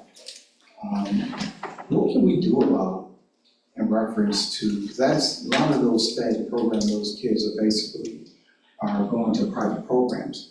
What are we doing about that? Because that's a big chunk of money that's being used as well. Now, we also are paying for kids to go to programs in our state here. And these programs are also removing our kids and sending our kids back to our district school as well. So where do we stand as far as that's concerned? And what can we do about that? So I can start, and Rob, you can join me. So one of the things that we have strategically done over the course of the years is build programs within the district to eliminate the number of kids being outplaced. So I think Rob mentioned before the need to start a program in the early grades to prevent kids as early as kindergarten being outplaced and then us having to maintain that class K to 12. We also have a number of programs that are in the process of growing over time. So every year we're adding a grade as the program expands to ensure that we have in K to 12. So earlier this year, I know Rob presented on the cost savings associated with the programs that we have built in district to eliminate outplacement and the cost savings associated with that. So already we are saving several $1 million by creating programs in district that will allow students to get their services within our system and has created a lot of cost savings over time. We continue to do that, and that's the best way to continue to reduce outplacement and the cost associated with that. I don't know if you want to add. I was just gonna say that building a program helps to keep students from needing to go to an outplacement. It doesn't always necessarily bring a student back from an outplacement. There are times where we've been very successful in doing that, but it doesn't always work that way. So once a student gets outplaced, it becomes very challenging then to bring them back and like talking about savings. That's why it's so important to develop these programs to avoid a student from going to an outplacement. And I've said before, there are times where it might be appropriate, but that's where we can continue to develop the programs based on the needs we have in the district. I think it's really important that we're analyzing trends and seeing what students need who are going into outplacements to develop that type of a program in district to avoid future students from going to an outplacement. The other piece that you mentioned is a problem that we are working across the state with our out-of-district providers, is that an out-of-district provider will accept a student, and then while the student is there, they can say the child's no longer accepted. And then the child comes back to our district pending a new placement. And so that has been something that we have seen this year. They have waiting lists, many of our out of districts, because it's not just Norwalk, it's across the state. Out of district placements have waiting lists of students, so then when they accept a child, there have been situations where a program will say, this child's no longer accepted into this program, and then our team goes back to the drawing board trying to find another placement that would be acceptable, providing services and supports to the student while they're in flux. But it is a state problem that we are working with our providers around. So adding to Howard's question, as we grow these programs, and you had mentioned that you had another class, do we have an idea of how much each year it's costing us to create that program and staffing? So a perfect example is the new LEAP classroom that we have developed, as you saw in the budget process. That classroom has 1 teacher and 4 RBTs, registered behavior technicians, in the classroom. And so if you were to look at, from a financial standpoint, we are talking roughly $350,000. For that one grade. For that one program. That one classroom program? That one classroom program. But if you were to look at what it would cost us to outplace that cohort of students, we would, in some cases, pay what it costs to just fund that one classroom for one student. Or more. And we don't have just one student in these classes. No, that's what I'm saying. I know, but so that's the other piece. It is if one of the students goes to an out-of-placement in kindergarten, rough estimate is $2 million over the course of 12 years. So that's why having a program, developing the program. Now, there are initial startup costs to developing a program and maintaining a program. However, that program does pay dividends financially in the long run, and it best supports students in district. Thank you. Howard, I did want to go back to your question on salaries. If you go to slide 17 of your handouts. So slide 17 is the general fund, and you'll see there that those salaries are going up 5.2%. So the 5.2% on slide 17 does include those new positions those positions that were in grant funds going into the local fund and the contractual wage increase. But if you go to slide 13, I think, which is where you were, that 9% increase in salaries is largely driven by that magnet school program, the $15 million program that we got, and so we have positions in there. So that's what's driving those. So I think I flipped the numbers in reference to the general fund and the grant fund. So the grant fund is growing more than the general fund because of that big grant that we received. Thank you. On your last page, the second bullet says programmatic special ed expenditures will be shifted. So right now, are those expenditures in central office, I guess, right? So now they're going to be shifted to the school. Where are they now? So they have been shifted. So those are like the lead classrooms, and so those were shifted. They used to be centrally, and so this year again, those are staying in the school budgets. One of my questions has been answered about the future ready, that includes the Twilight. Yes. I was looking for Twilight here, but I don't see digital coaches as being maintained.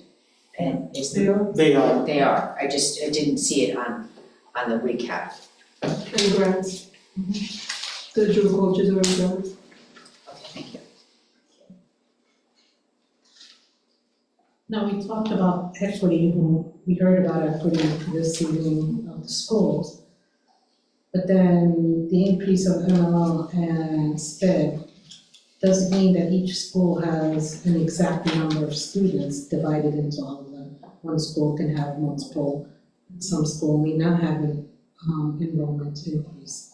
So I'm assuming that when discussions of SBB are going, you are talking about enrollments, but also talking about MLL and SPED and the differences between all of them. Yes, we do, and we started doing that in this fiscal year that we're in now. And even with MLL, we even go a layer further. We actually have 4 levels of MLL, level 1, 2, 3, 4, depending on the need. And so what we do is we look, after we've done the base per pupil allocation per school, then we look at actual MLL enrollment within each school. We look at the levels of those MLLs in that school, and we have a formula allocation per pupil based on the level of that student. And so that school gets additional funding to account for the MLL, and we do the same thing for SPED because they do require additional resources beyond general ed. Did we ever cross MLL and SPED? We have to duly identify students. Yes. And I think like one of the things that we were actually having this conversation today, the difference between equity and equality. A lot of people like to use the term equity when they're really referring to equality. When we're talking about the budget, we are not looking at equality across the system, we're looking at equity, making sure that every school has the resources they need to serve the diverse population of students that they have. And we were doing comparisons, even at looking at different schools based on their student population, because we have certain schools that have very concentrated numbers of either special education or students that are duly identified, as well as large numbers of MLL students. And the impact that has in how to effectively serve the students is significant. The amount of personnel required to do that is also significant. And also how we think about programming and the variability in programming is also impacted in that work. And we will continue to evolve the practice, but I have to keep reiterating that when we're looking at the budget and we want to talk about equity, we cannot confuse it with equality. And a lot of the times when people talk about it, they're talking about it in using equity, but they really talk about equality, and it's very different. So an example of what you're talking about is that it's not equal that every school has the same number of resources Because you're not servicing the same thing. doesn't have the same population. Correct. So if you would take Tracy, for example, their number of multilingual learner is significantly higher than Overweight. So when you look at their budget, the resources provided to them to support their MLL students looks very different than it would be at Overweight, for instance, that has a much more student body that requires those services. Okay, that's a good example of it. It certainly makes sense.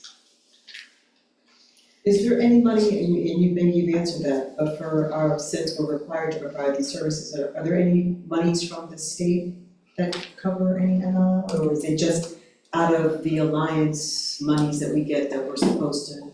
We get some grant. We do get some We get some grants. grants for it, but nothing, But it's that's- not- It's insignificant. but nothing from the state that specifically targets that. Yes, we do. You do, okay. We get Title III funding specifically for MLLs, but relative to the amount of students that we have, the funding is insignificant.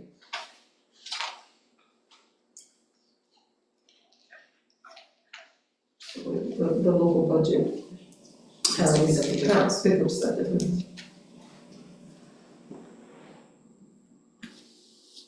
I think here, at this last meeting we were at, talked about the importance of all of us talking to common council members and BET members, but it's also very important, for the public or anybody, union representatives, to be able to have those conversations too, and speak up at meetings, because something like this, where we're looking at this budget and making decisions, it's very difficult with the number that we were given. And I believe we had more voices at the meetings, and not just our meetings, but at the common council and BET meetings, we probably would have been able to get a little bit more. And also the fact that this team does phenomenal work with the grant money that we get. And we have to thank them for that, because if it wasn't for that grant money, we would be in a worse position than we are now. Any other questions from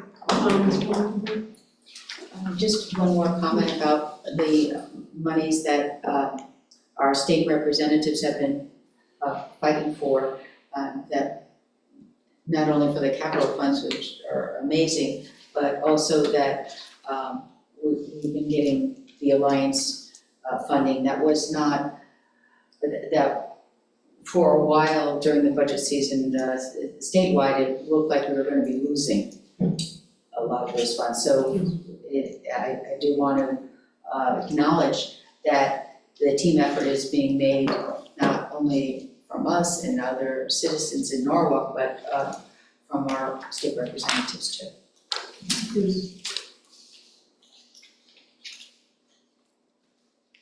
So this kind of concludes the FY 24-25 budget reconciliation.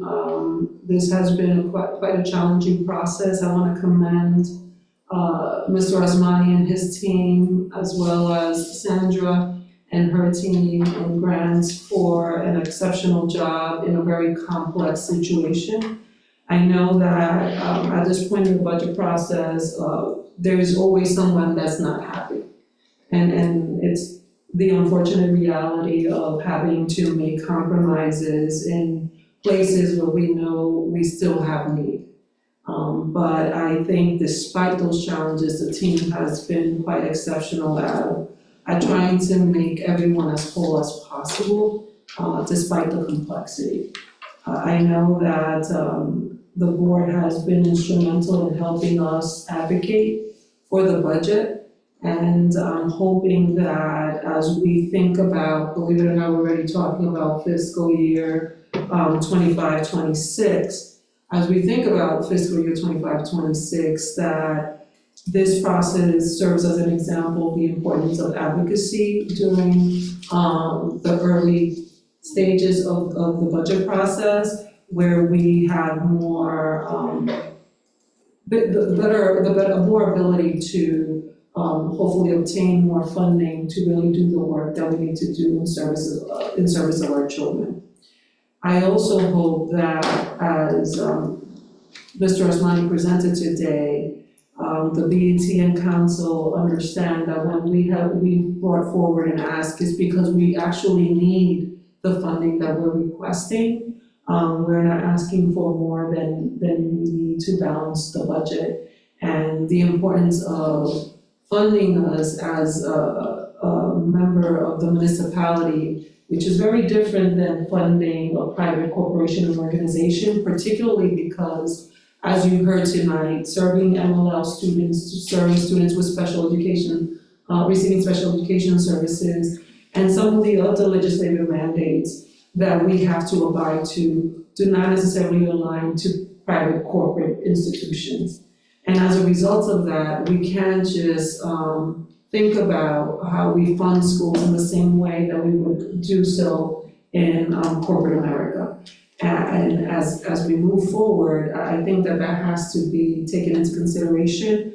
And I hope that this cycle serves as education for people that are making decisions on our behalf in terms of how much funding we have to do the work, that they take into consideration these factors. Our teachers have worked really hard this year, our school administrators, paraeducators, as well as all the other faculty and personnel that work in service of children. And it's really hard to end the year discussing the possibility of making reductions in costs and cuts to the very people that help maintain this system whole and that do outstanding work for our kids. So with that, I turn it back to the chair. If I may, Alex, just to close, like Mr. Crouch, there are a couple of shout outs I need to make as well to the budget team. Kristen Karshman, Nina Laria, Jody Collier, Tori Walker, a member of the budget team. As I was presenting, they were actually texting me and feeding me information, and so that's why I was constantly at the phone. So we're always on. And then obviously there's the reconciliation piece of the personnel, our HR team. Louis Bray, Daniela Humphrey, and all of the HR generalists working tirelessly. I mean, once we put this budget to bed, the budget process still continues until June 30th, when we can start the new year on July 1st. So I did want to mention them. And I think we should mention Marianne and Allison for working with the school leaders to a very, very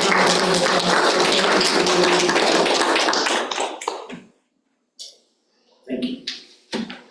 That kind of stuff. Okay. Well, thank you, Dr. Stray and the team. Okay, we're at the section of the agenda, action consent vote, where we vote for multiple items at once. We're going to vote on approval of personnel, approval of trips, approval of minutes. Any questions, concerns, changes on the minutes? The minutes, May 7th, talking about the panorama survey review, and it says that Ms. Flaherty Ludwig came forward to review. Mariel? I didn't hear what you said. They said that you did the panorama survey. It wasn't in the minutes, so Yeah. Okay. And also what they, in the minutes, Mary Jordan's name was spelled, it was spelled with a J instead of a Y. All right, so moving forward, the two changes on the minutes, May 7th. Mary Ellen Flaherty Ludwig was mentioned that she did the panoramic survey, that will be corrected. And also the other correction is Mary Jordan's name to be spelled correctly. Motion to approve all of those. Ashley, seconded by Mary Ellen, all in favor, please raise your hands. Thank you, unanimous. Next section, we'll be going step by step on the actions. Approval of FY25 operating budget reconciliation. We just had a presentation. Any other questions? So what I would like to say is that although I would have liked to have seen us get more money, my sense is that the administration has really done its due diligence in trying to maintain the integrity of the learning environment with the money that we have. So I can appreciate that you were able to try to make it work in spite of the fact that we're not getting the money that we need. And so, I will support this. But I still struggle, because I know that we need more, and particularly when we're talking about SPED, and we know that we're going in asking for less than we need. So although I will support it, I do struggle because I know that it's a challenge going forward. Can I just say, and we have to be ready to ask the council for special appropriation to meet special education need next year, because we're not coming in with the total allotted funds necessary to fulfill the demands of the program, which is some of the same challenge we had this year. And in order to maintain the programs we have, it's the same scenario we're coming into for this upcoming fiscal year. And I think it's important to highlight that. Can I ask a question? What if they say no to a special appropriation? Then the cost associated to the city not providing services will be exponentially larger. That's true, okay, thank you. And I don't think that's a risk worth taking. Yeah. Open to litigation. Absolutely. Okay, motion to approve. Motion. Kara, seconded by? I made the motion. Yes, oh, sorry. Okay, motion by Sherry, seconded by Kara. All in favor, please raise your hand, say aye. Aye. Thank you. It's unanimous. Next item is approval of FY '24 year-end transfer temporary waiver request. Any questions, concerns? Motion to approve. Janine, seconded by Mary Ellen. All in favor, please say aye, raise your hand. Aye. Unanimous, thank you. Acceptance of the Jefferson Elementary School Renovate as New Project, State Project 103-0251, RNV as completed. Motion to approve the completion. Motion.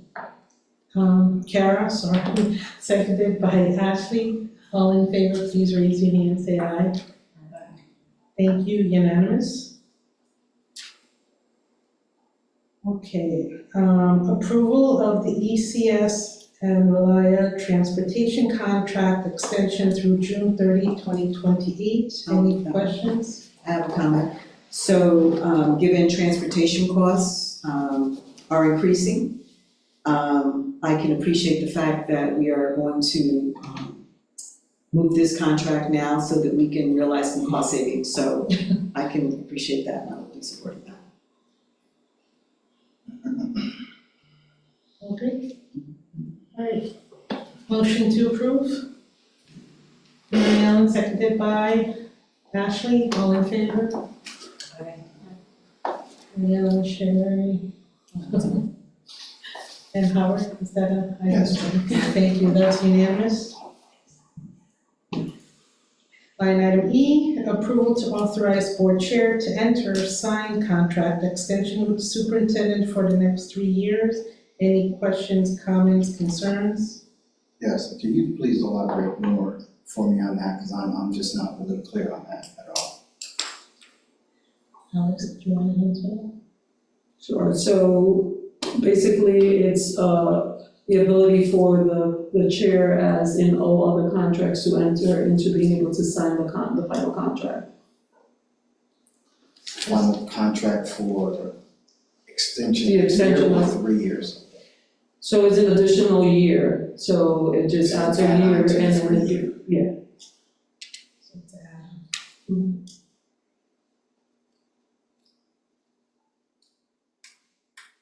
Motion to approve? So moved.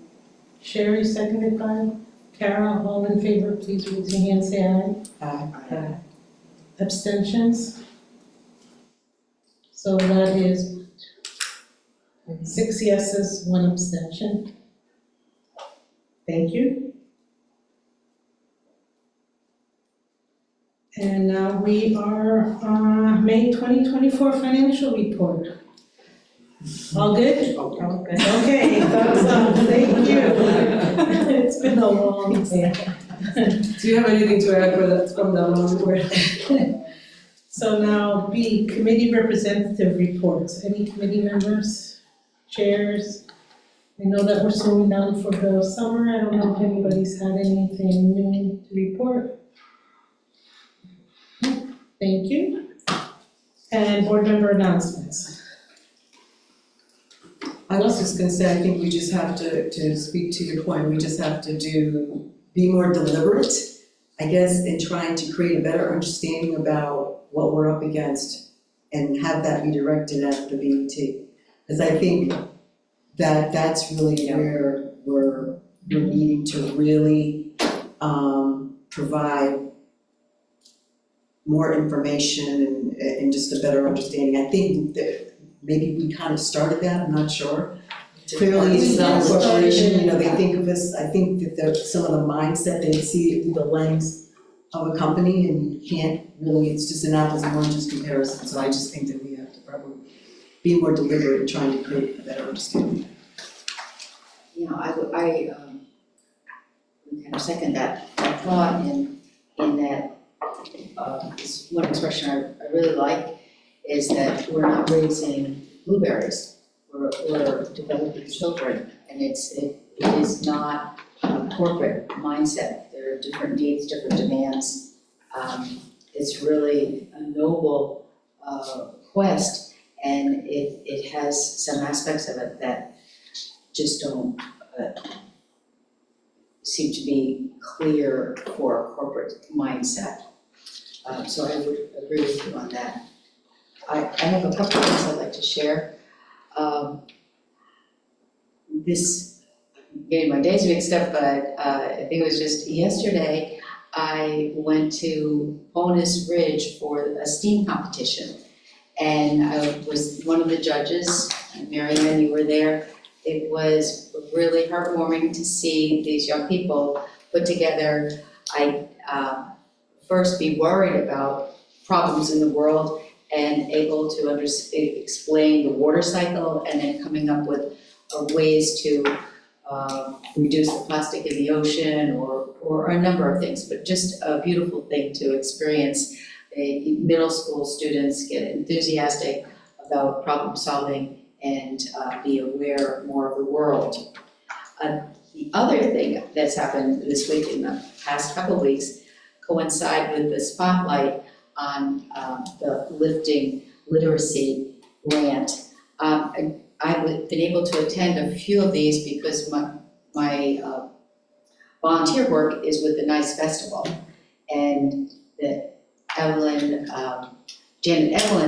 who runs the NICE Festival, has all these contacts with people singing and dancing in different traditional cultures. And she connected with our very own Frances Says, who wrote the grant. And in that spotlight, we didn't get to say that Frances really should be lifted up and given credit for having the time and the courage to write a grant and then getting the grant, which was a wonderful thing for all of our MLL community. So that was a nice Norwalk marriage. The NICE Festival has been going on for 8 years. Janet has all the connections with these performers, and then we had a need because of the grant that came in, and it's all worked out. So it's been a wonderful thing. I've gone to Summit, Silvermine, West Rocks, Brookside. There are 13 altogether. So hardworking, wonderful people. Thank you, Mary Ellen. Sure, I'll share quickly. I had the opportunity to go to the Pride celebration at CMS for the first time yesterday with my kiddo, and it was, I don't think I stopped smiling the whole time. It was just really uplifting, just the promotion of acceptance and understanding and respect for everyone. And hearing so many of the kids share what it meant, what Pride means to them. And it was just about accepting each other exactly as they are. And it was a really lovely afternoon at CMS yesterday. And I hope everyone will come out to Pride in the Park, at Vets Park on Saturday. It's always just a really, really special event. I'll be volunteering Sunday to help them clean up, so. One last thing I want to say is that the festival is July 6th.